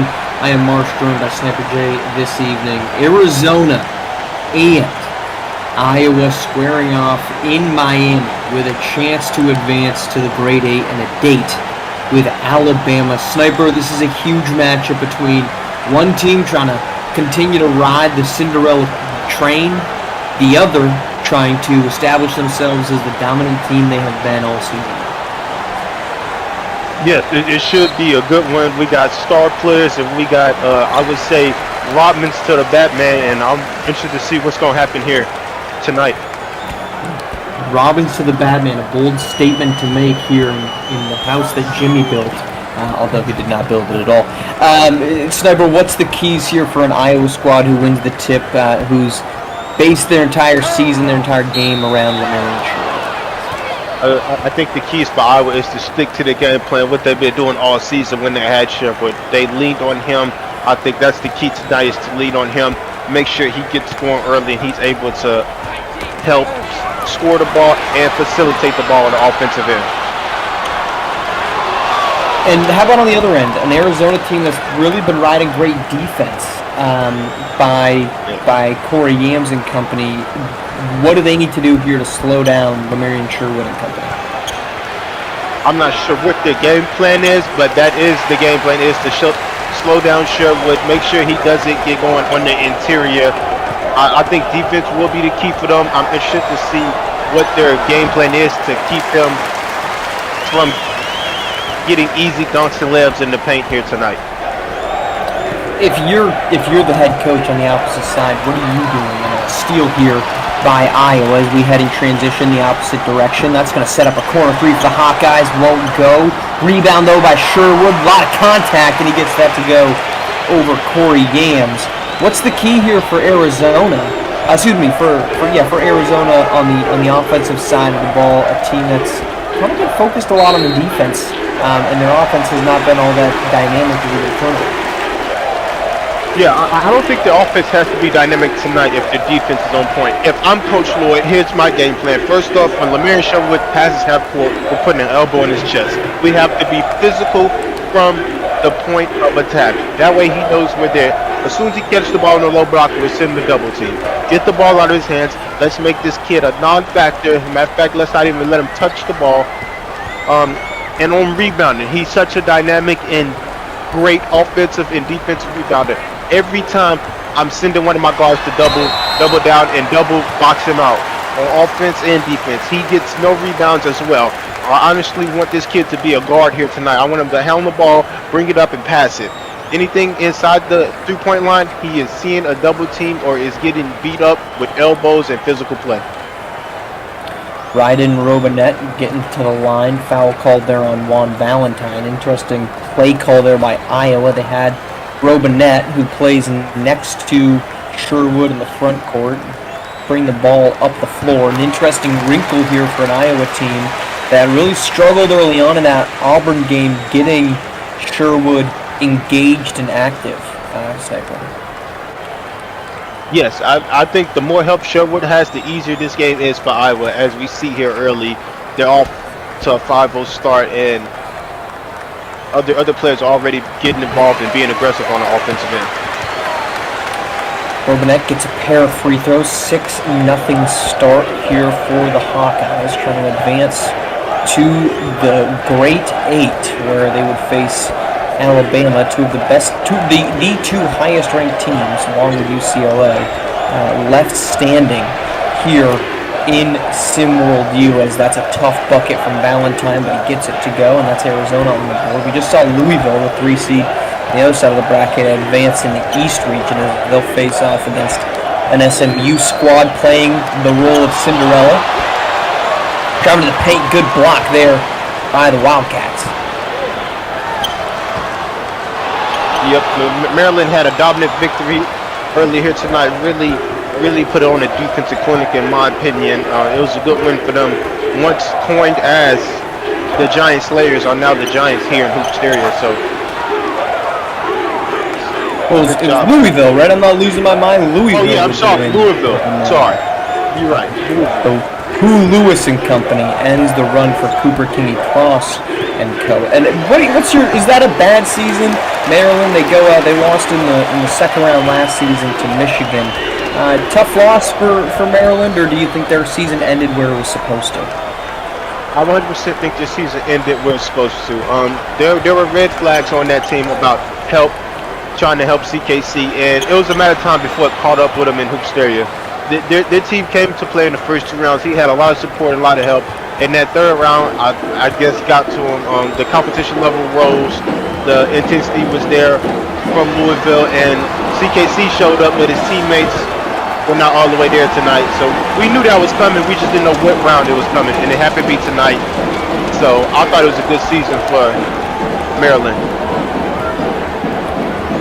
Maryland bows out. It's going to be Louisville and SMU in the East region. That's the only Great 8 matchup we know. We're going to know our second one after this, where Alabama awaits the winner of Iowa and Arizona. 10-6 game. Arizona's fouled their offense a little bit here after a slow start. And Khalil Erickson, sophomore season, he's looked really good this season. Sniper, really versatile defender, playmaker, slasher with the basketball. How impressed have you been with the offense of Khalil Erickson? I'm super impressed. You really want to see your player grow up from that freshman to sophomore year, and that's exactly what he has done. And Sherwood gets another big-time rebound and a finish in the paint for Iowa. That's exactly what you want to see from your sophomore. You can really see the improvement in the offseason, and it's working out here. And he's part of why this team has gone on this run in Hoops area. Sherwood back-to-back possessions, and now it's 3 offensive rebounds, 6 points off of them, as they have not been able to find a combination between Juan Valentine and Corey Yams to keep Sherwood off the glass, though Arizona's offense doing their part to stay in lockstep here with the Hawkeyes. Yeah, this Arizona offense is off to a good start, and I think Juan Valentine's going to have a great game. And they're going to need to see some production from Mr. Hilton, the projected second-round pick, starting that shooting guard here for this Arizona team. They're going to need him to step up tonight if they want to have a chance to upset Iowa here in the Super 16. Interesting wrinkle here, Sniper, that they are putting Ryan Robinette as the primary playmaker for Iowa to start this game. Well, Robinette is known for his playmaking skills at the 4. That's the reason why he fits so well with Sherwood being the dominant scorer in paint presence. Robinette, able to handle the ball, has great vision on the court, and maybe Coach McCaffrey wants him to dictate from that stretch 4 spot. That way the guards can run off screens and Sherwood can roam around and be as free as he wanted to paint against Yams. 14-12 after a 6-0 start by Iowa.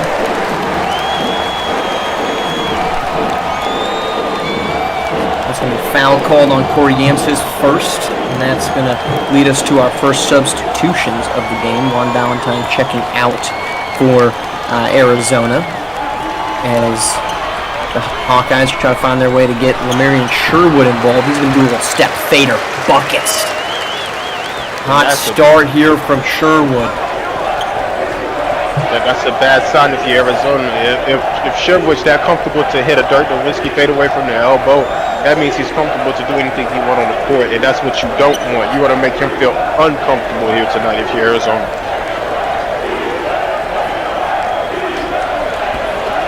Khalil Erickson trying to find the open man. Inside out, then Stacey Van Arsdale called for the foul. Van Arsdale, talented playmaking guard himself, part of the myriad of options that Iowa has. They have, 5 guys that average at least 2 assists per game, plus Dimitri Simonton off the bench, who gives them 1.5. So a very pass-happy group here are the Hawkeyes. Yep, they move the ball well.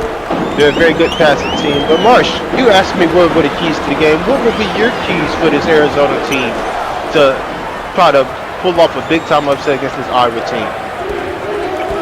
You gotta make somebody else beat you that is not named Lemarion Sherwood. Sherwood's gonna get his. He's been dynamic tonight. Already, I think, 8 points on the game. So if you're gonna win this basketball game, you've got to find and force Stacey Van Arsdale or one of these other pieces. This is an Iowa team that did not win any games when Sherwood did not play. So make them be the ones that beat you. As Sherwood drives and scores another bucket. He is looking good in the early stretches of this game. What about Iowa? Talk to me about Iowa, Marsh. I know you're an analyst too, so I want to bring the analyst side of you. I just don't want you to sit over there and be calling these plays because I know you got a great mind. I want to hear your insights as well. Well, I appreciate that. At least somebody respects it here for us. If I'm Iowa, I'm doing exactly the opposite of what I just said. I'm unleash Sherwood. I thought they didn't do a great job of getting him involved in the early going in that opening round. He was very passive. It was why that game against Auburn was so close. So I'm trying to force feed it to Sherwood because he's a guy that he's shooting like 80% I think on the season. Let him be that guy. He's shooting 83%. I feel pretty good about Sherwood, and I feel pretty good about the driving Ryder Rawls as he gets 2 to go.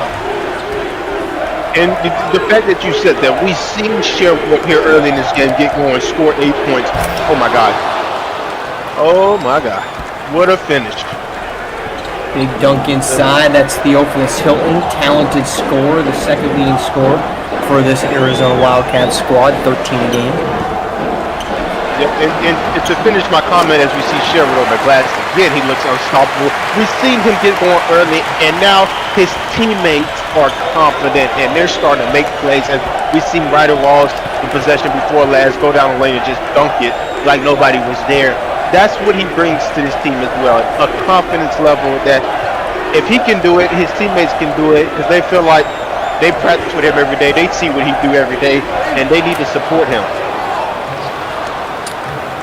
Another bucket inside. So Iowa's doing a good job of getting into the paint. A lot of that's coming from Lemarion Sherwood, who already has 4 offensive rebounds on the game. They're not doing a great job on the other side as Arizona gets another bucket to go inside. Double team and a pass thrown away. And Sniper, that's really the flaw in Sherwood's game, and we saw that early on against Auburn. They bring the double teams, and his playmaking and his passing just isn't really all that consistent. Yes, it's something I think Arizona should definitely lean on throughout the game, especially now that Sherwood has come out on fire, is the double team. I think that could be something that's worked on in the offseason, something that he could develop at the next level, Sherwood. But tonight, it could be a way that Arizona upsets this team, as Yams get a bucket on Sherwood right there. Tough basket. Corey Yams not known for his offensive capabilities, at least not showcasing them. Great bucket there against Sherwood, keeping Arizona in this thing. Arizona's offense playing at an exceptionally high level here early on. Rawls doesn't see Sherwood, so Sherwood brings the screen. That's going to draw a switch in and out. Rawls with the slam! Right around. Look out below. Incredible dunk gets this Miami crowd off their feet. 24-20, Iowa on top here, midway through the first half.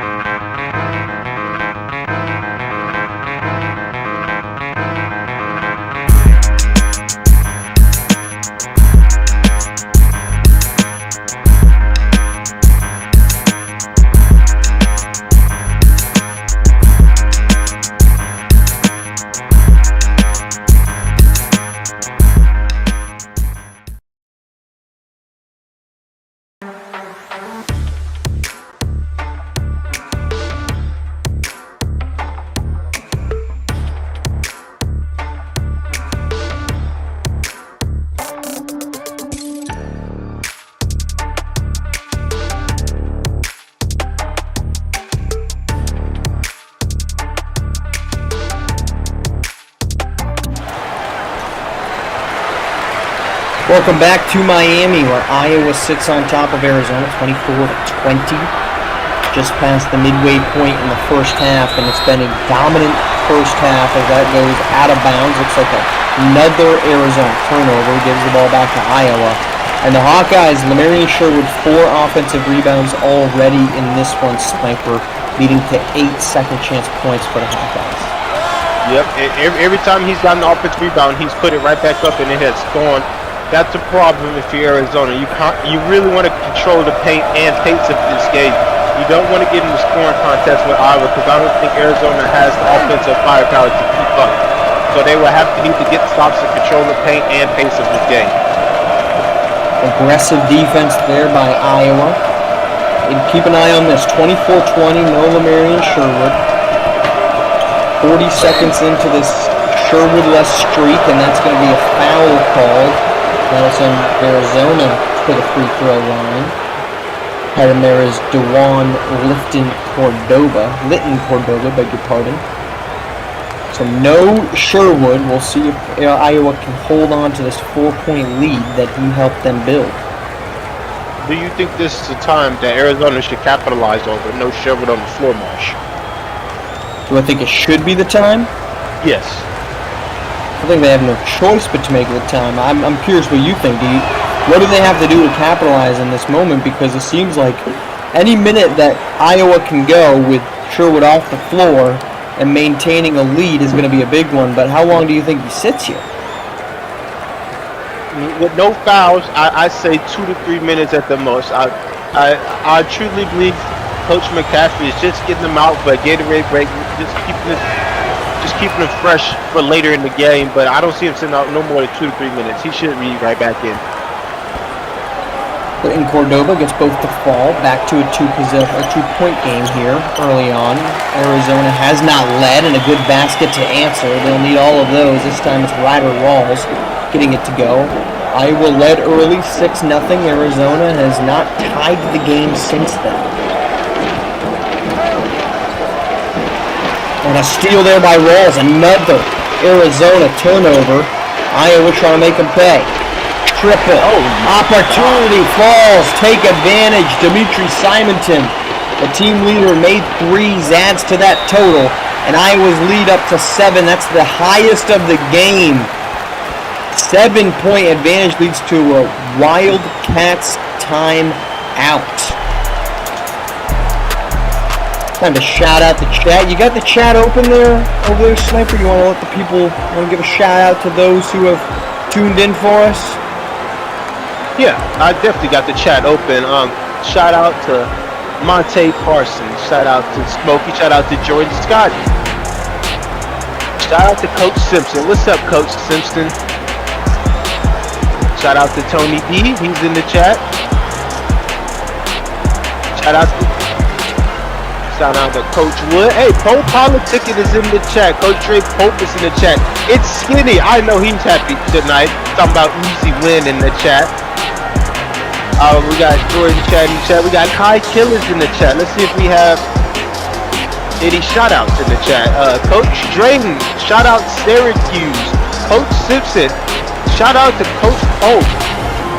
Do we have any more shout outs? And shout out to everyone that's on TikTok right now. If you're live on TikTok, we thank you for being over there. Continue to watch this epic game we have. I think it's going to come down to a great finish. Stay locked in with SimWorld. Iowa has added to their lead, +5 since Sherwood stepped out. There's a foul called on Cohen. We've seen a very aggressive Iowa defense today, Sniper. They have forced a number of turnovers, gotten a number of steals, and forced some steps out of bounds from Arizona as well. But the aggressiveness for Iowa's D has looked really impressive. Yes, it's almost Iowa has come into this game to try to bully this Arizona team on both sides of the basketball here tonight. They definitely are taking over in the paint, and on defense, like you said, their physicality has been so aggressive that it has bothered Arizona in ways already that has made them miss shots and have turnovers early in this game. Ulysses Danko nearly gets the steal, but Litton Cordova, able to corral it and get the bucket to go. That's going to be, and you know, I would argue, Sniper, these free throws probably a good thing for Iowa. It gives more time for Sherwood to sit and rest up on the bench here. Yeah, if you want to look at it from having your star player rest and drink more Gatorade and really just be well rested for later on in the game, I think it plays a good factor for Arizona as well, as they're scoring points with the clock stopped. And it's free shots. Iowa don't give up too many free shots or uncontested shots, so these free throws are uncontested, they're free, and Iowa could capitalize here. I mean, Arizona could capitalize here. Second free throw goes. That's Leighton Cordova. He's now 4 for 4 from the free throw line. Still no Sherwood. Checked out at the 9:30 mark, so now 2 minutes of game time, and he has not been on the floor. This one to Robinette. A spin. The bucket won't go. Juan Valentine corrals that one. And now Arizona trying to push in the opposite direction. Cordova diving past the Iowa defense. Gets inside, won't go. Offensive board. Kicked out up top. Arizona trying to find an opening. Screen again, 3 seconds to shoot. Leighton Cordova driving up. Gets the soft lay-in to go. Very good spacing for Arizona right there, late in the clock. That's the reason why he had the driving lane and was able to finish, because of their spacing. Kicks out. Iowa a moment of an open shot, but unable to get in a good spot was Feliz. Here's Robinette driving to the paint. Trying to find some room. Foul called on Corey Yams. And that'll send Robinette to the line. He's flexing that shoulder. He might have bothered that one on the take. I think that's his second foul. That's something to look out to here in the first half. Let's see if Coach Lloyd trusts him to finish up this half. It's only 6 minutes to go with 2 fouls. Would you take him to the bench here? Yes. I would put Mr. Yams on the bench solely because right now Sherwood is on the bench as well. And Corey Yams is capable of maintaining Sherwood when he's in the game. So you need Yams for the rest of the game if Sherwood's not in foul trouble. So I think you sub him out here and make sure he knows that his matchup is Sherwood and he has to be prepared for that.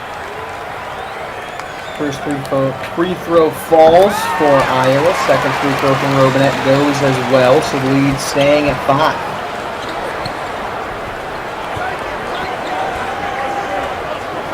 Arizona trying to book their tickets to the Great 8. Turnover there. That's Feliz taking it from Corey Yams. Trying to find a little space of action. Does up in, can't get it to go, but draws the third foul on Corey Yams, and that could be impactful. We will see if Coach Tommy Lloyd decides that's too many to put him in. This could be dangerous here for for Arizona if Corey Yams stays in the game. This is a head-scratching decision. Yeah, like I said on the last possession, I thought he should have came out then, and now they only played one possession, Marsh, and they ran the risk, and the risk. It happened. Yams picked up his third foul. Now he has to be overcautious, even at the beginning of the second half, because he only has 2 fouls to work with. There goes Yams. He checks out. So Juan Valentine's still in. CJ Sala checking in here for the freshman Yams. 3 fouls early on. So the approach by Coach Lloyd backfires on him. And Arizona now will be without a defensive anchor. Although, worth noting now, 3 minutes of game action. And Lamarian Sherwood is sat on the bench. Second free throw won't go. Yep, it's a piggyback off of that. Sala, he is no little guy. He's 6'10", 239, and he's a junior. So maybe they could lean on his experience and he could be a veteran presence for this team. Maybe he doesn't have the defensive leadership Yams have, but he definitely has an experience where he could impact this game. Ball swinging here, 4 seconds to shoot. Leighton Cordova into the paint.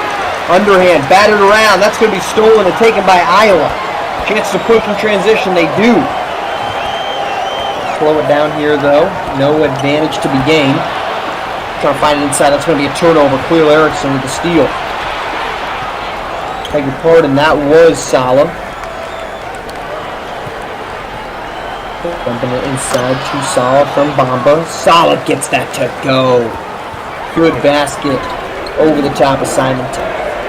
Again, I mean, it feels like the story sniper, all about where's Sherwood. When he's on there, he's been dominant, not bringing him back on the floor.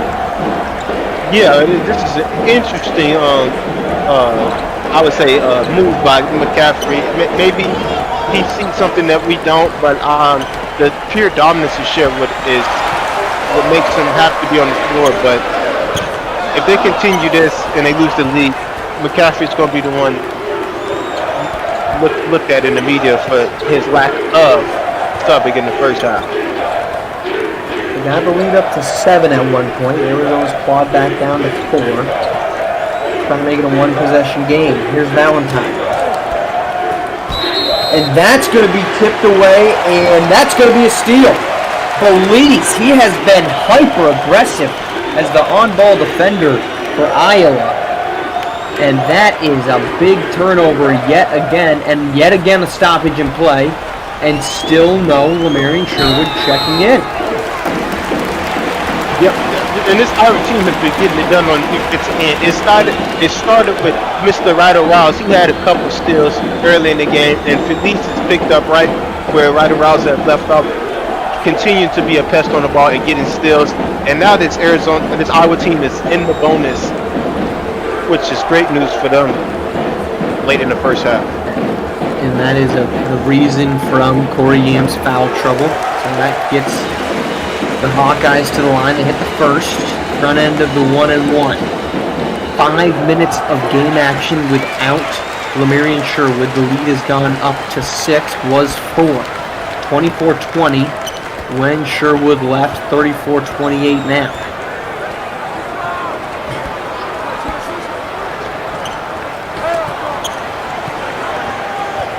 Man, this pressure is really getting to Arizona. They're just losing the ball, dribbling around the perimeter, not really attacking the paint. Switch. That's Ryder rolls on to Khalil Erickson. Doesn't matter. Erickson gets that bucket to go. It's Iowa holding on to a 4-point lead. Do you think Sherwood plays the entire 20 minutes of the second half at this rate? I think he has to, especially if this game is going to remain this close. I think he has to play the full 20 minutes because of his presence, just being out there. Not the dominance, not the stats. It's just his presence being on the court. It gives his Iowa team a different type of swag and confidence. Well, Ryder Ross, 6 points as he has filled in admirably. Feliz can't get that to go. Feliz is at a 3 now on 1 of 5 shooting. Here's Valentine into the paint. Rolls easily gets it to go. Valentine, the leader of this Arizona team, is a gifted scorer, getting it done there in the paint. A tough bucket from Arizona keeps this thing in a 4-point lead.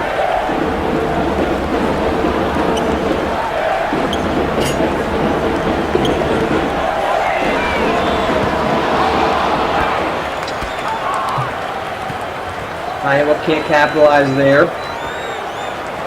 Trying to find a way in here. 2:40 to go in the opening half. And that's going to be a foul on Simonton, the 4th. And that's going to send Arizona to the free throw line.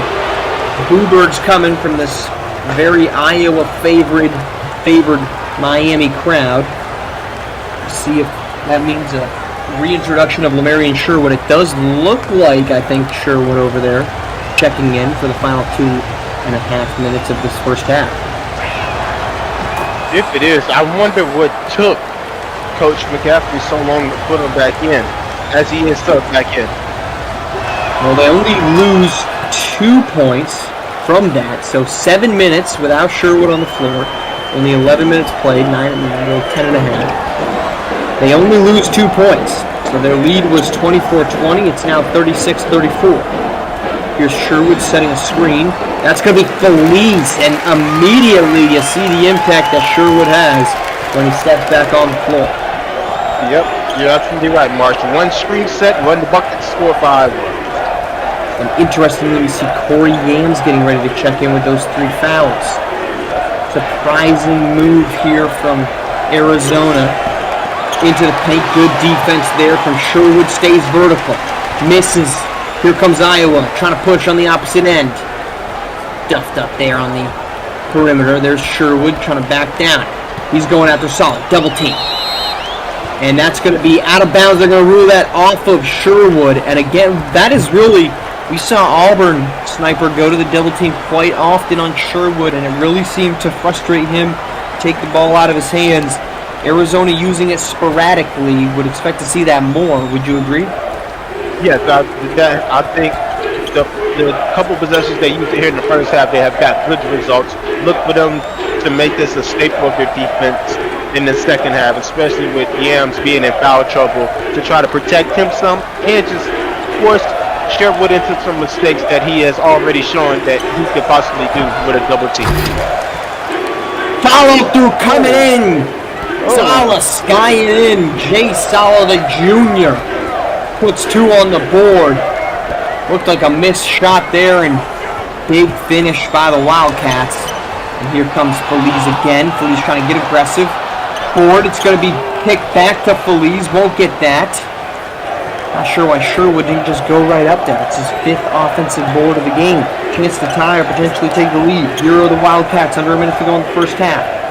Inside to Yams, guarded by Feliz. Spinning the slam. Now that's the way you take advantage of a mismatch. He wasted no time, got right to his spot, jumped up and slammed it home. Big move by Yams right there. First tie of the game since 0-0, and a flagrant foul called on Corey Yams, his 4th. Yep, that hurts. And a ton of boos raining down here in Kasaya. My God, that is a stun. Not only is that a stunning decision to foul, a flagrant one, rightfully called, but now Corey Yams, we've got 21 minutes of basketball left. Corey Yams has 1 foul left to give. Yeah, Yams, a flagrant one is characterized by malicious or unnecessary contact. Yams swatted down with no intent of the ball right there. Definitely was warranted a flagrant one. Well deserved. I'm not sure what's going on in this kid's head, but now he only has 1 foul to play with.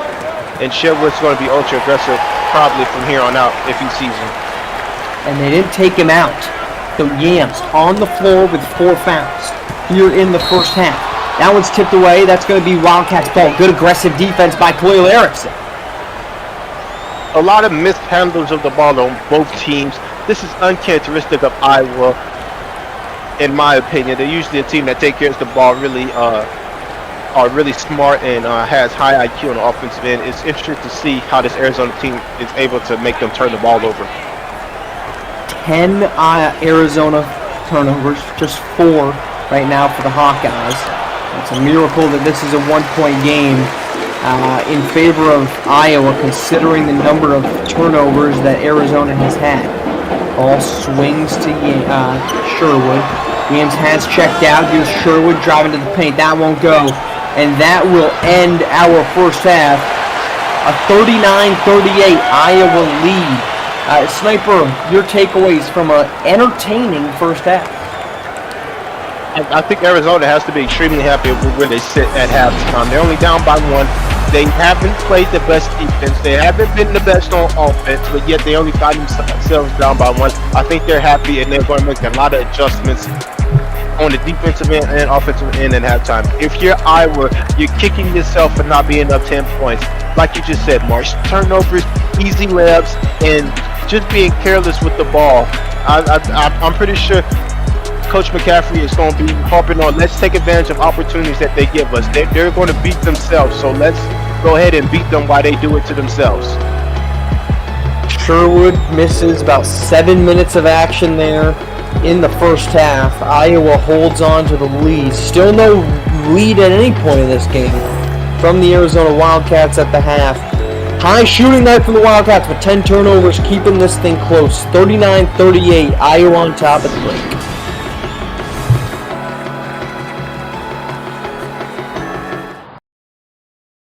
You ready, babe? Hey, can you drive? I got some work to do. Okay.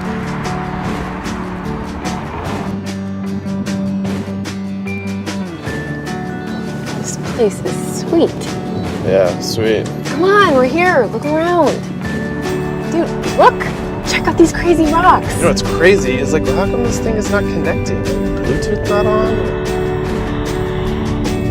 Not even looking at the snow.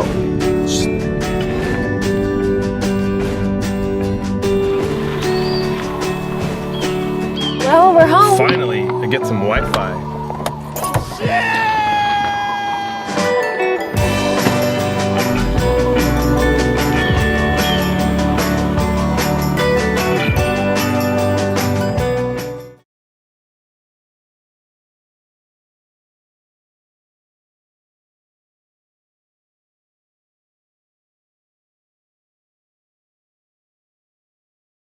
See the game, be the game.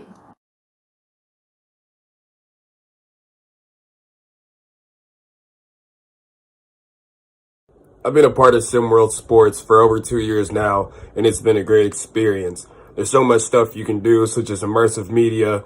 You know, they have great media members, and they have people behind the scenes who do such a great job and put a lot of dedication into rooting this with realism.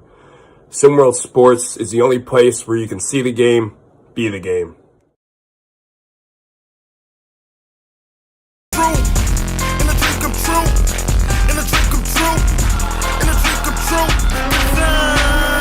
Iconic, bionic, pneumonic, my sonic go boom. I move like Jews from the Islamic high power beats, knocking kinda like girls knockers that I like. Wait to see, cause I'm destined to be. Iconic, bionic, pneumonic, my sonic go boom. I move like Jews from the Islamic high power beats, knocking kinda like girls knockers that I like. Wait to see, cause I'm destined to be. What it do now? What you say now? What's it gonna be? How's it going down? When I come around, yo, what up, dude? People ain't the same as they used to. Flagged up, man, what is that? Jeggings, oh, you did that? They asked me where I've been at.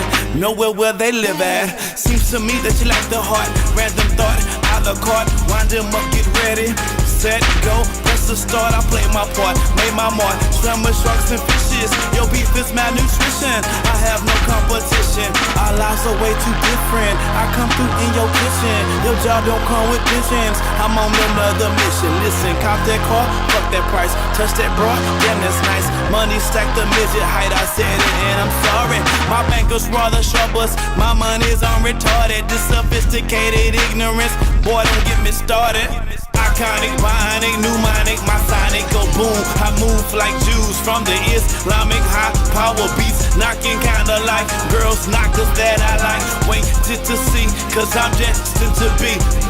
Iconic, bionic, pneumonic, my sonic go boom. I move like Jews from the Islamic high power beats, knocking kinda like girls knockers that I like. Wait to see, cause I'm destined to be. I'm destined to be. Welcome back to Miami. Entertaining first half, 39-38 lead for Iowa. A bunch of turnovers from an Arizona team that's shooting the ball very well. Sniper, what are you looking to watch here in the second half of the game? I'm looking to watch what teams cleans up the mistakes, as we see a turnover right there, right off the bat. Which team cleans up these little mistakes like loose ball turnovers, dribbling, getting it taken from them, missed rebounds, things like that. Whichever team cleans up that, I think has a chance to not only take the lead, but build a lead in this game. Corey Yams on the bench to start this second half with 4 fouls. One of them a flagrant foul 1. Hard foul on Lemarian Sherwood. Those are the last points scored in the first half. Iowa goes inside, the double team comes, kicked out, Feliz can't handle it. Up top it goes. Trying to free up a shooter. The pump fake, 3 seconds to shoot, probably needed to pull the trigger there. That's going to be a DP from Feliz, that won't go. Ball tipped around and corralled by Arizona. Excellent first defensive possession for Arizona. They fought through all the screens. Iowa late in the shot clock and contested the shot with high hands. Excellent start on the defensive end for Arizona. Valentine trying to navigate around Sherwood, cannot. Sherwood pulls in the rebound. He's been dominant. He's trying to go coast to coast. Up top, now one nearly tipped away. Sherwood to the paint, draws the foul on Sala. And again, Sherwood's aggressiveness leading to fouls. The first one here of the second half for Arizona, coming just past the 2-minute mark in.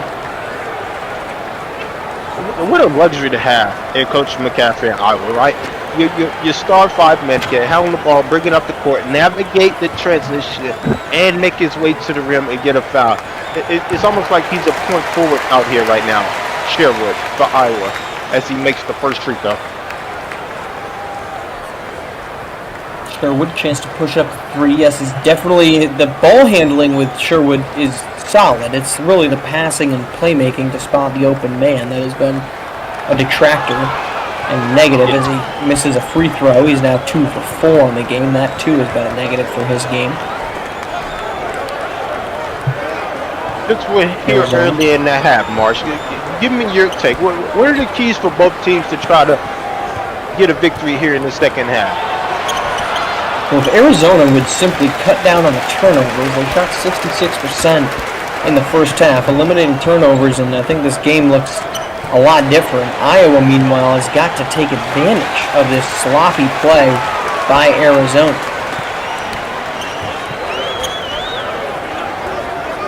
10 seconds free coast.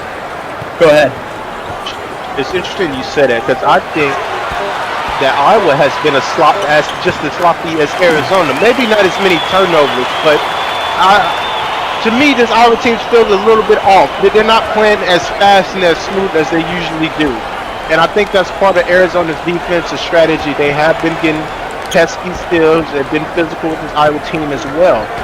So, as I do agree with you, I also think Iowa needs to play a little more sharp if they want to take full advantage of Arizona's turnovers.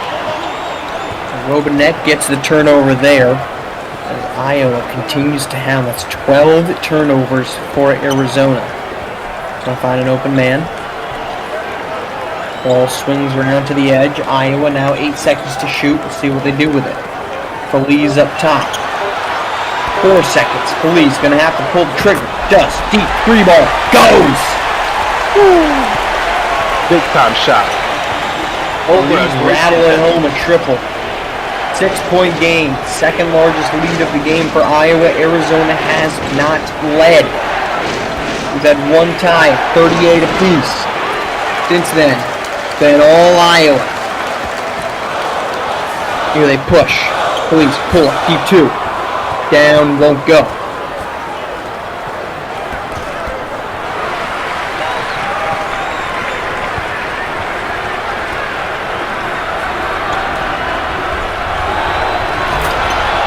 Right past the defender, Juan Valentine. I mean, and that sniper is a reason why Juan Valentine is so highly regarded. His ability on the ball as we have a timeout here from the Iowa Hawkeyes.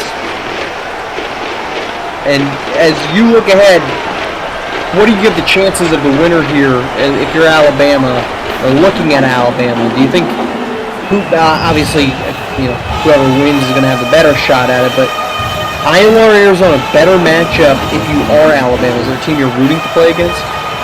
I think you have to go, if you're Alabama sitting in the crowd right now, you're rooting for Arizona. The reason is because Arizona has been an up and down team this year. They have hit a hot streak in hoop stereo. But if you're Alabama, you don't want to see no parts of Sherwood. He's too dominant. He's too big, too strong, and he plays too well every single night. It's like Sherwood never takes a night off with production. And if you're Alabama, you don't want to have to put up with that in the grade 8 because that's trouble. So I think Alabama's rooting for Arizona tonight.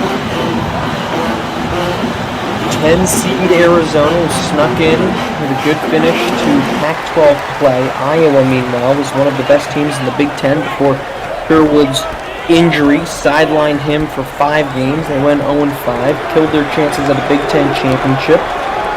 Got them, though, 3 seed. Now they get number 10, Arizona, here in the Super 16. Ball swing to Feliz. Hit a 3 a second ago. Now Three's taken, and that is a chaotic 3 that he can't get to go, but it's who else? Amarian Sherwood pulling in. Finds Feliz cutting, and 2 points, leads back to 6. big time offensive rebound from Sherwood and a great assist. Way to keep his eyes up as Felice cut right to the rim right after the questionable shot he took from three-pointer. Sherwood averaging 2.5 offensive rebounds per game. He's already got 6 tonight. Good finish by Arizona.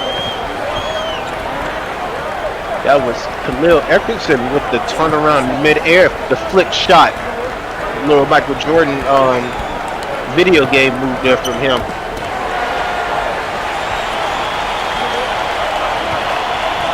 Nearly a steal. Screen, not a great one. That's another mark of the game for Sherwood. Not doing a great job of physically setting the screens. Philly's gonna fire. No concern. Deep 2. At least not shy at all with letting him fly, and I see why. I mean, he's confident enough to take him. He's confident enough to make him, and he made that one right there.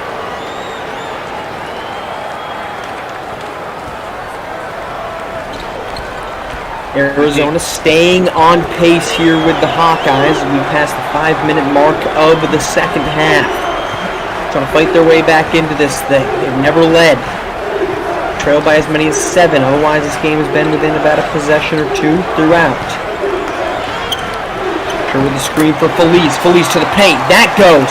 Felice has been fantastic as the second fiddle here. Up over 10 points now in the basketball game, up to 11. He has been a bright spot for these Iowa Hawkeyes in this game.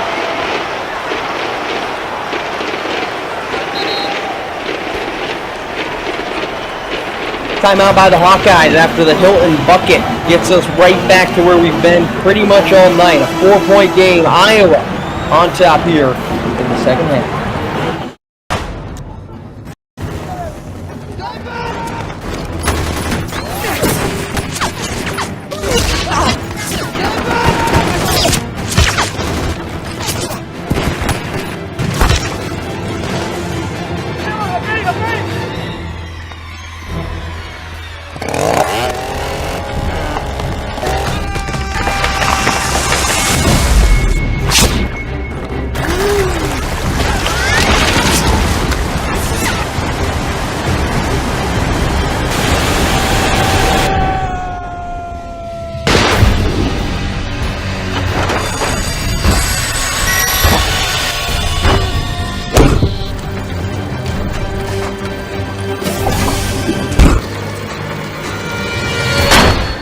Réagir, bah, j'étais embarqué dans un camion de livraison et voilà comment j'ai atterri ici. Ah, c'est incroyable, hein. Hein, t'entends ça, chérie? Oui, c'est fou.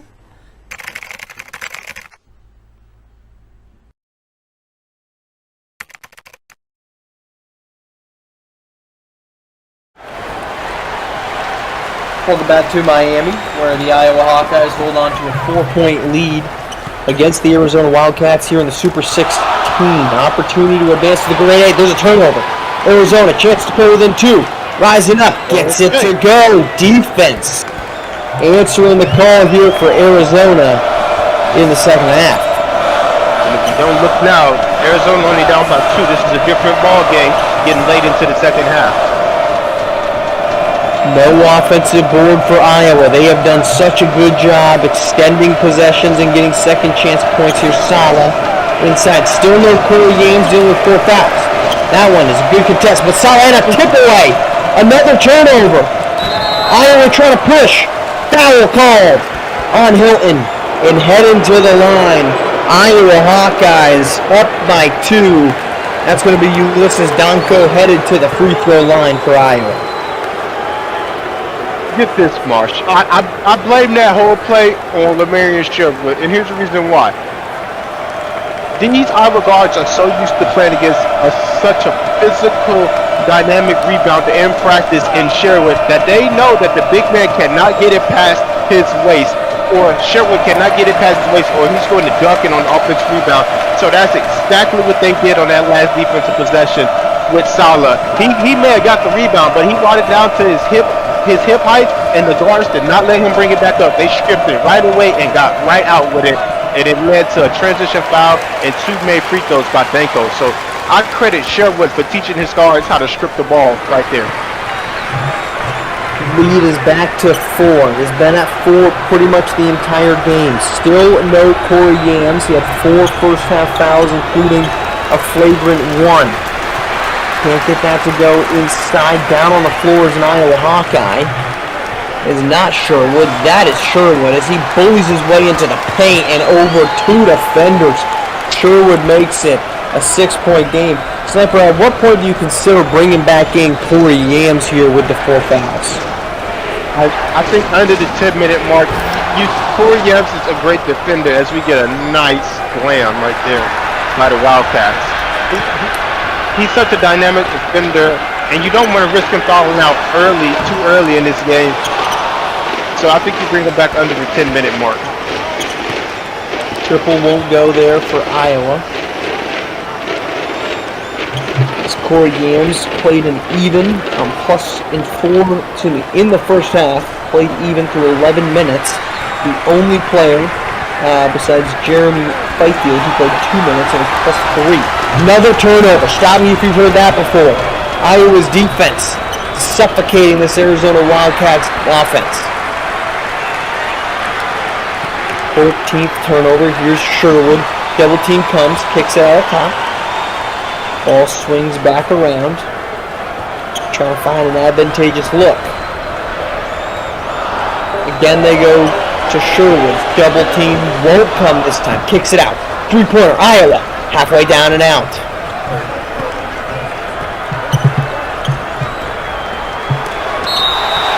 Inside they go, and that's going to be blocked out of bounds by who else but Lamarian Sherwood. It's extremely hard to go up against anything against Sherwood, and it's hard to put him in a pick and roll because he moved his feet so well. You almost do better just kind of putting Sherwood in a corner somewhere, making him a help side defender, and try to play 4-on-4 and just leave Sherwood out of the defensive picture altogether. Inbounding, Arizona trying to get back into this thing, or rather get over the hump. And another turnover, number 15. Iowa trying to push in transition. They have been aggressive. They get this one to Sherwood.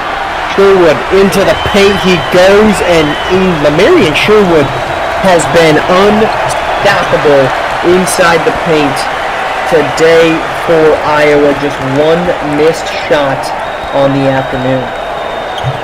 Sherwood has been doing Sherwood-like things all day, which is interesting because he hasn't came out in the second half. So maybe the first half break was to get him prepared to play this full half as he gets another block right there. Slapped out of there like he's playing volleyball. Lamarian Sherwood, yeah, he took the 7 minutes of game action off. All of that appearing to position him to be able to play the maybe entirety of the second half, as here comes Corey Yams with those 4 fouls. Solid checking out. 6-point game. We'll see how long Corey Yams can go without picking up the 5th. He has the assignment on Lamarian Sherwood. Trying to get it inside. Sherwood has the position. They're not going to go to it. It's instead going to be a step back. That's going to get a switch. 5 seconds to shoot. Kicked out up top. Swings around. 3-pointer won't go. Arizona survives that defensive possession. Yep, and one thing I want to point out about that possession is the box out by Lytton Cordoba for Arizona. He has the task of boxing out Sherwood, and he was slow into Sherwood knees and make sure he did not get that offensive rebound. So credit to him for playing tough down there with Sherwood. 6 seconds to shoot. Arizona's going to have to find something. Up top, heaves a 3. Off the back rim and out, but it's going to stay here as Lamarian Sherwood unable to corral the board. And that is going to bring out Bamba, and a full-scale change for Iowa, but they're going to leave Sherwood on the floor, so it looks like he could be staring down a full 20 minutes of action in the second half in a win-or-go-home Super 16 matchup. Winner faces Alabama later this week with a chance to play in the quad. 2 seconds. Fires up. That's off the front rim. Juan Valentine to put back. Sniper, if you're on the other side of Lamarian Sherwood playing the way he is, how do you stop that as a player? Well, at this point in the game, there is no stopping it, right? You almost have to let him get his and make sure nobody else scores. And that's the only way you can come out with a victory here. You do your best to get Sherwood, try to make him miss, but we're not counting on him to slow down or miss shots. Ooh, how about the silky smooth layup? Lamarian Sherwood with the ball in his hands, showcasing some playmaking. Well, individual action, and Sherwood continuing to impress. Here comes Arizona. Into the paint goes Hilton, answering with the two. Look, Iowa has the 4-point lead, Sniper, but Arizona has answered the bucket every single time. Yes, they have, and that's the reason why they're in the game and has a chance if they get a couple stops to win the game. But they can't let that man get going. Van Arsdale getting 2 points. He has been a little quiet. Timeout here by Arizona. Van Arsdale just his second points. He's now 4. First field goal. Iowa on top here. Second half in mind.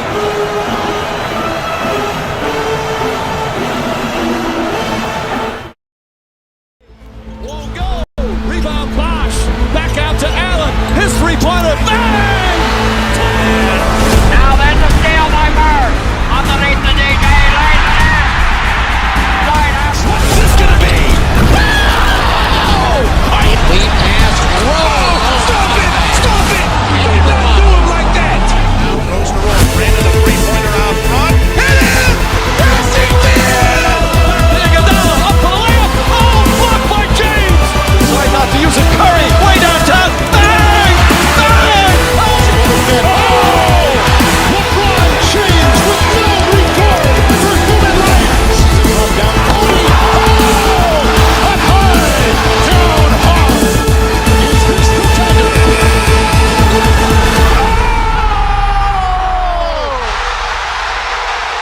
Game series. Toronto is won.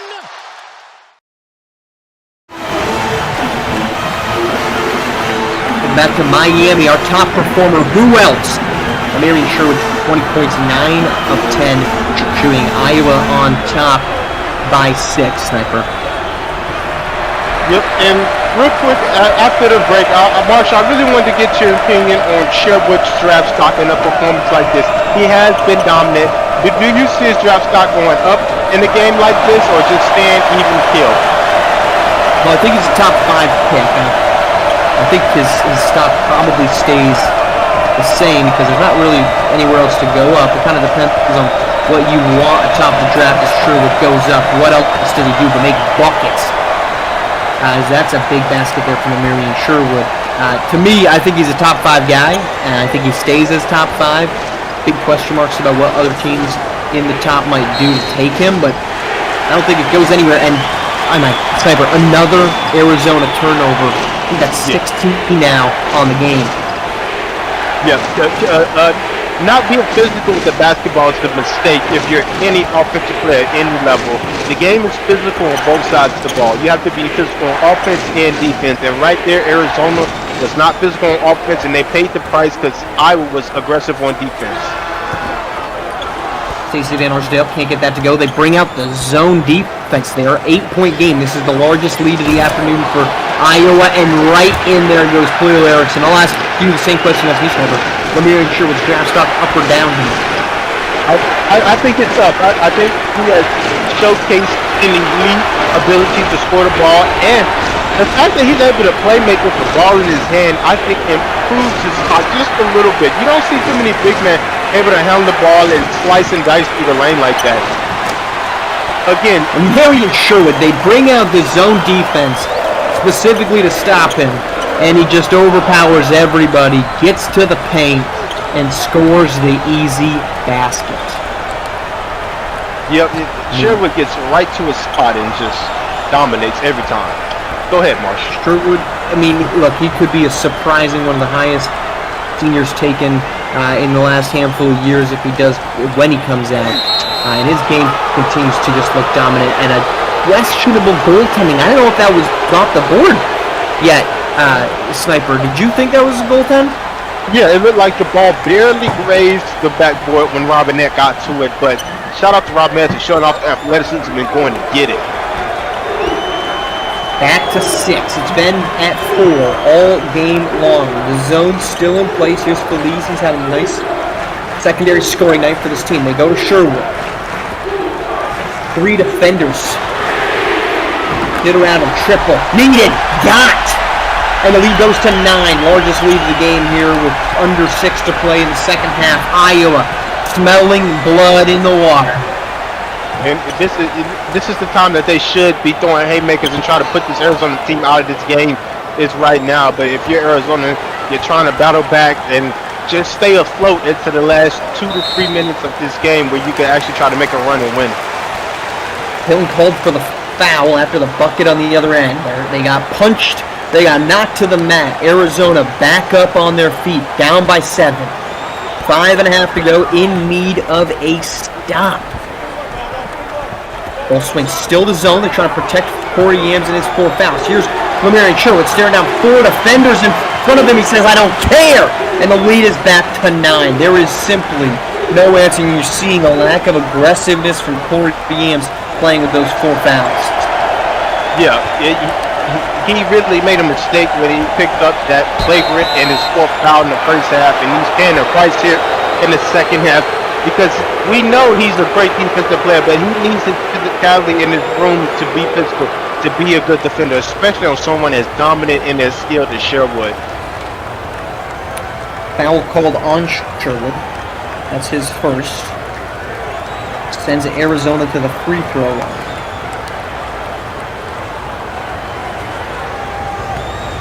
69-60. Iowa has been on top, has felt like a 4-point game all day long. Arizona has hung around.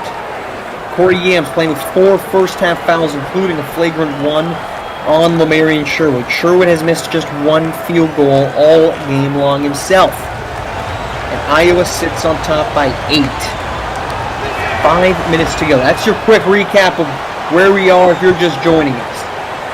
Recent run here and a triple, a big one. We've only seen 2 made threes in this entire game. Sniper, we've only seen 9 of them attempted. This game has been old school inside the paint basketball.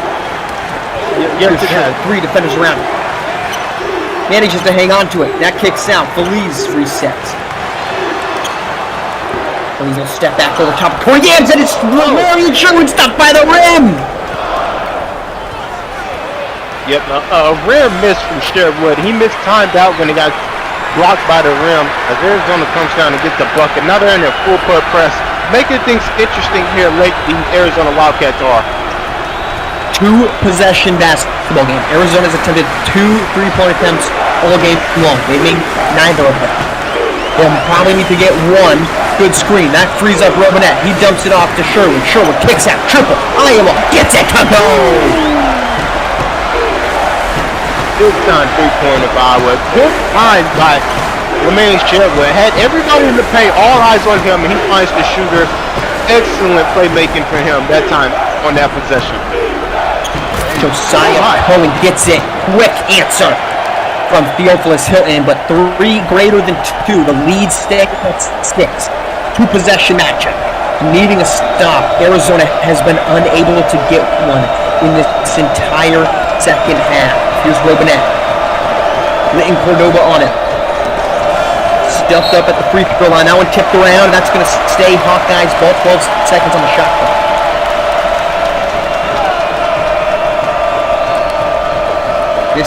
This possession, it's not really the game, Sniper, but it feels like it. It does. I think Arizona definitely needs to come up with a stop if they want to have a chance to win. Kick out free to go. They get the stop. Now they got to capitalize. They have needing to try to cut this back to 4. Team that's turned it over 16 times. Shot 66% in the first half. But has trailed this entire game. Never led. Tied only once at 38 apiece. Otherwise, it's been Iowa by what seemed like 4 every single moment. Here they come, and we're back to 4. Under 3 to go. Arizona trailed by 9 just a minute ago. They have pulled this thing back to a 4-point game where we have sat all day long. Stuffed. Gets it across the midline. They're back to a man defense. Here comes Feliz. He's been good in the second half. He pops that one up. He'll go. Ball kicked around. Who up? Sherwood. Foul called on Cordova, and that's going to send Lamarian Sherwood to the free throw line. Man. Mark. Just the second team foul. Sniper, second team foul, and Iowa's going to the line. Are they deeming that a shooting foul like that? I guess he was trying to tip it in. It doesn't surprise me. Lamarian Sherwood had 3 people around him and still came away with that rebound. His knack for the ball, his intangibles, his athleticism. You hear it in the crowd. These Iowa hopefuls chanting MVP for this guy. And we're going to stay here because I want to dissect this. So Lamarian Sherwood shoots 2, but we were told that was a 1-and-1. So it was not a shooting foul. Sherwood post line, but that was just the second foul of the half on Arizona. That is I am struggling to see how they are already in the bonus here because we're not under 2 minutes. Where SimWorld is using the SWBA rule of 2 fouls under 2 minutes, sends you to the free throw line. We're not under 2 minutes, Sniper. This is interesting. It's another questionable call by the table and the refs. Something we're kind of getting used to in the Hoop Stadium. We have seen a number of calls, Marsh. 2-pointers that are been 3-pointers. We've seen backcourt calls missed. We've seen missed fouls called. We've seen a lot from these refs in Hoop Stadium, and this could be another, I would guess, case added to the case study of what these refs are doing. Maybe there's a lack of focus here. And Tommy Lloyd spent that entire timeout berating the refs, trying to get an explanation. Does not get one. Iowa's on top by 6, 2 and change. Chance at the grade 8 and the date with Alabama. Forced to pick up his dribble inside Corey Yams. He's played with 4 fouls. He gets a big bucket on Lamarian Sherwood. We're back to a 4-point game. 2 possessions. 2 minutes to go. Iowa inbounds. If you're Arizona, you got to forget that last call. You got to play through. You still have a chance to win this game. You need stops and buckets from here on out. Chance there from Van Arsdale. Decides not to take the 3. Continues to bleed clock. We're under 2 to go. Gets the screen. Van Arsdale up and in! Are you kidding me? The diminutive Stacey Van Arsdale. Oh, 6 foot. One of them jamming in the face of Corey Yams. What did you call him, Marsh? Diminutive. The diminutive. I call him the Swiss Army knife. As Yams get a bucket there for Arizona. Back to a 4-point lead for Iowa. Arizona continues to answer. Quick bucket, as you mentioned. Here he comes, slapped out of the air. Leighton Cordova, chance to get to 1 possession. To make it a 1 or 2-point game. Leighton Cordova resetting. Green coming. No, it's just going to be Yams doing a little roundabout. Lamarian Sherwood up top. Do they try to get it to Yams inside? They don't. Leighton Cordova wants to attack the big man. 10 seconds to shoot. Stuffed up at the free throw line. Up top to Khalil Erickson. Swings over to their star, Juan Valentine. There's the screen. Valentine trying to get downhill. 2 seconds to shoot. Fadeaway jumper. Won't go. Rebound for Sherwood. And Iowa can put this thing on ice. Inside. Double team comes. Sherwood kicks it out. 3-pointer. Iowa Phillies. Won't go. Sherwood can't get the board. Here comes Arizona pushing the opposite direction. Up they go to Valentine. Valentine to put it in. Won't go. Loving that. The defensive stop. And it's going to be Iowa shooting free throws. Valentine kicking himself. The last 2 possessions, he had 2 good looks. Missed both of them. I know he's upset right now, but the game is not over. Robinette is at the line. It's just 1-1 here for the Iowa offense. First one won't go. Board for Arizona. There's hope. 34 seconds. Timeout called the last one for Arizona. Interesting decision there to take the foul or to take the timeout. And that's an interesting spot too, Sniper. The foul actually worked. It's down by 4. Above 35 seconds to go. The foul on Robinette. I actually don't mind that foul. We've seen some questionable foul call or foul decisions in this one, Sniper. I thought that was the right one. Absolutely, that was the right one. Yeah, they couldn't afford Iowa to go down and run clock off and score the ball. So they rather them hit free throws but have as much time to try to make it up. And in this case, it worked out in their favor, Marsh. He missed the first free throw. They was able to get the timeout. So look for Arizona to come out this timeout and really attack the paint to try to get a foul card or get 2 points and try to extend this game and maybe get a stop, because if they do it in time, they could have a shot clock. If not, they have to play the foul game. And if they play the foul game, maybe they put Robinette at the line and he's still shaking up about the last one and he misses the front end again. And Arizona can come down and tie this game and send it to overtime. But we're all going to find out right here, right now. No three-pointers made by Arizona in this game. They've attempted 2. Trailing by 4. However, there was a time for a timely 3. That would be it. Inside, they go to Corey Yams. Kick out. Ball swings. Finds his way to Valentine. Up to Linton Cordova. Precious time running off. Linton Cordova trying to drive. Tough defense here by Iowa. And this is just a terrible offensive possession, but great defense. Deep 3. Rattles home! That changes it. Rattles home for Arizona. That 3-pointer changes it, yes. They took a lot of time off the clock. I'm sorry, Marsh. But that 3-pointer puts them down 1 and with a chance to tie it up on the next possession, even if Iowa makes both of the free throws. You got it, Marsh. 1-point game. You said nail on head. A lot of time off the clock, but I believe that was Theophilus Hilton with the 3-pointer to make it a 1-point game. So you know next time down, regardless of what happens here, first one, rattles home. You know you got a chance to tie if you're in Arizona, potentially take the lead. You have not led at all in this game. Second free throw. Van Arsdale off the back rim. Juan Valentine to Linton Cordova. Chance to lead. They have not led at all. 4 seconds. Linton Cordova staggering over. For the win! Gets it to go! Are you kidding me? Gets it to go! Linton Cordova! Arizona did not lead for 1 second in this entire game. They made no 3-pointers this entire game until the final possession, and Arizona's Cinderella run marches on. Wow. An incredible game for Lamarian Sherwood. Does not matter, as it's Linton Cordova, Corey Yams, and the Arizona Wildcats advancing.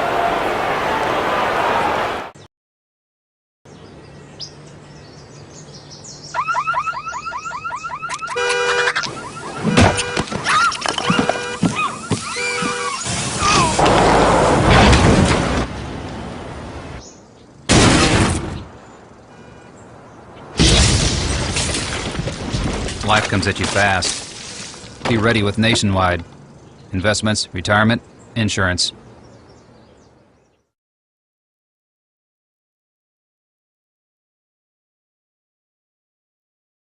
Hey guys, I'm Archie, and SimWorld Sports is the only place where you can see the game be the game.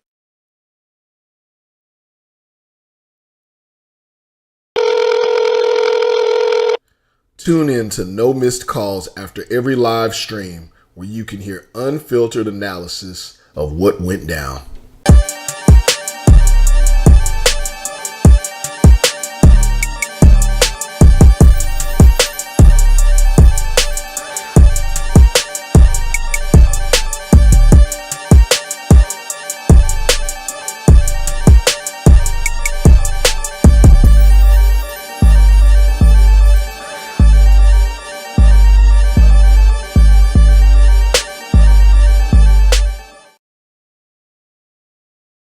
SimWorld, SimWorld, SimWorld, SimWorld, SimWorld, SimWorld, SimWorld, SimWorld, SimWorld, SimWorld, SimWorld, SimWorld, SimWorld, SimWorld. It's a place where average Joe can work on his craft and grow. Say you the new magic, yo. Well, why you ain't passing though? Better get you a basket, bro. Cause this ain't no Madden, no. This is real ball life from prep to pro. Gamar Park, this ain't no fashion show. It's the opportunity for you to be the one to shoot the three. In the clip, game on the line. They like, who is he? Must be the 2-3 or 2-4. The one twice. Coach saying do more. Scouts like that boy nice. So drive up the price. Push up the stock. Build up your name. Stir up the pot. Piss off the eye. As a player or a coach, here it is, dog. SimWorld. This is your shot. Yo, yells. SimWorld. You know your boy gotta get some of this, right? SimWorld. Rick Blaze. SimWorld. Ladies love. Let's go. I be on some ballers, trying to get my hands on a scholarship. Pretty young thing already knew my name, said she wanna try out on a scholarship. Hold up, let me PG it. Porn go past, but you know I'm gon' do it. Podcast fast, big Bob on the snacks, and you know I'm in my bag when March can't beat it. Baby, I be trippin' with my foes, tippin', shot out to the ballers. No bull like I'm Pippin'. Rick Blaze hit him with the freestyle. SimWorld hoops, man, them boys wild. SimWorld. SimWorld. SimWorld. SimWorld. SimWorld. SimWorld. SimWorld. SimWorld. SimWorld. SimWorld. SimWorld. SimWorld. SimWorld. And then when their lead expanded, they turned into a highlight machine, except for the problem was there was no film in the camera.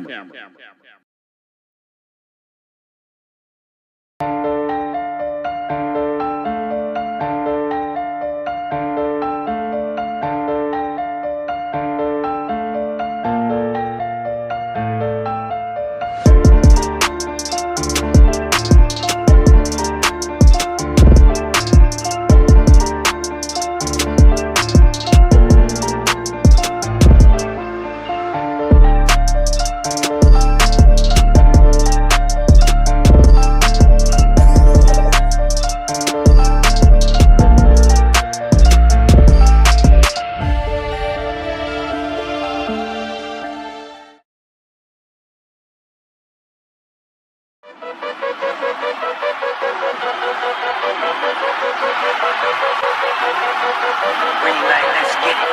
Green light, let's get it. Green light, let's get it. Green light, let's get it. I'm the future, I'm in it. Check score, I'm winning. Green light, let's get it. I just win. Win, win, win, win. I'm on 10. 10, 10, 10, 10. Hello, I'm Himothy. I got the recipe. I got the flow. I got the remedy. I know they do. I know they envy me. Feet on the floor. What they gon' say now? We came along from last place, bottom to top of the fast pace. Out of this surf, I get touchdown. I take a loss, get it back 8. I'm in the gym putting numbers up. You never there, you got bad traits. Never excuses or cover ups.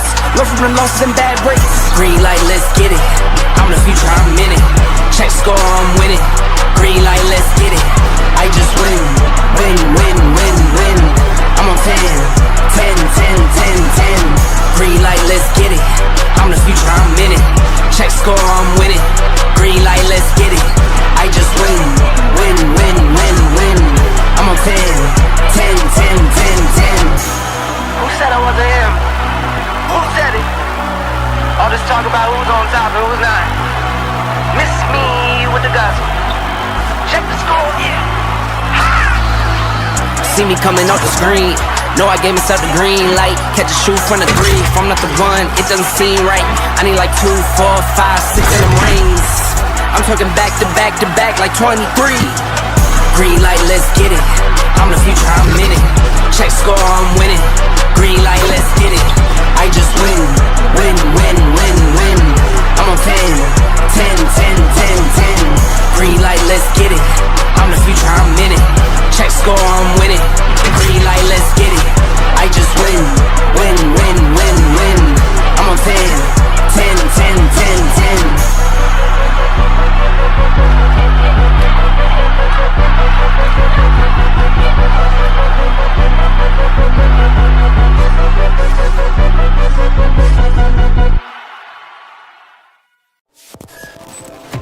This has been a presentation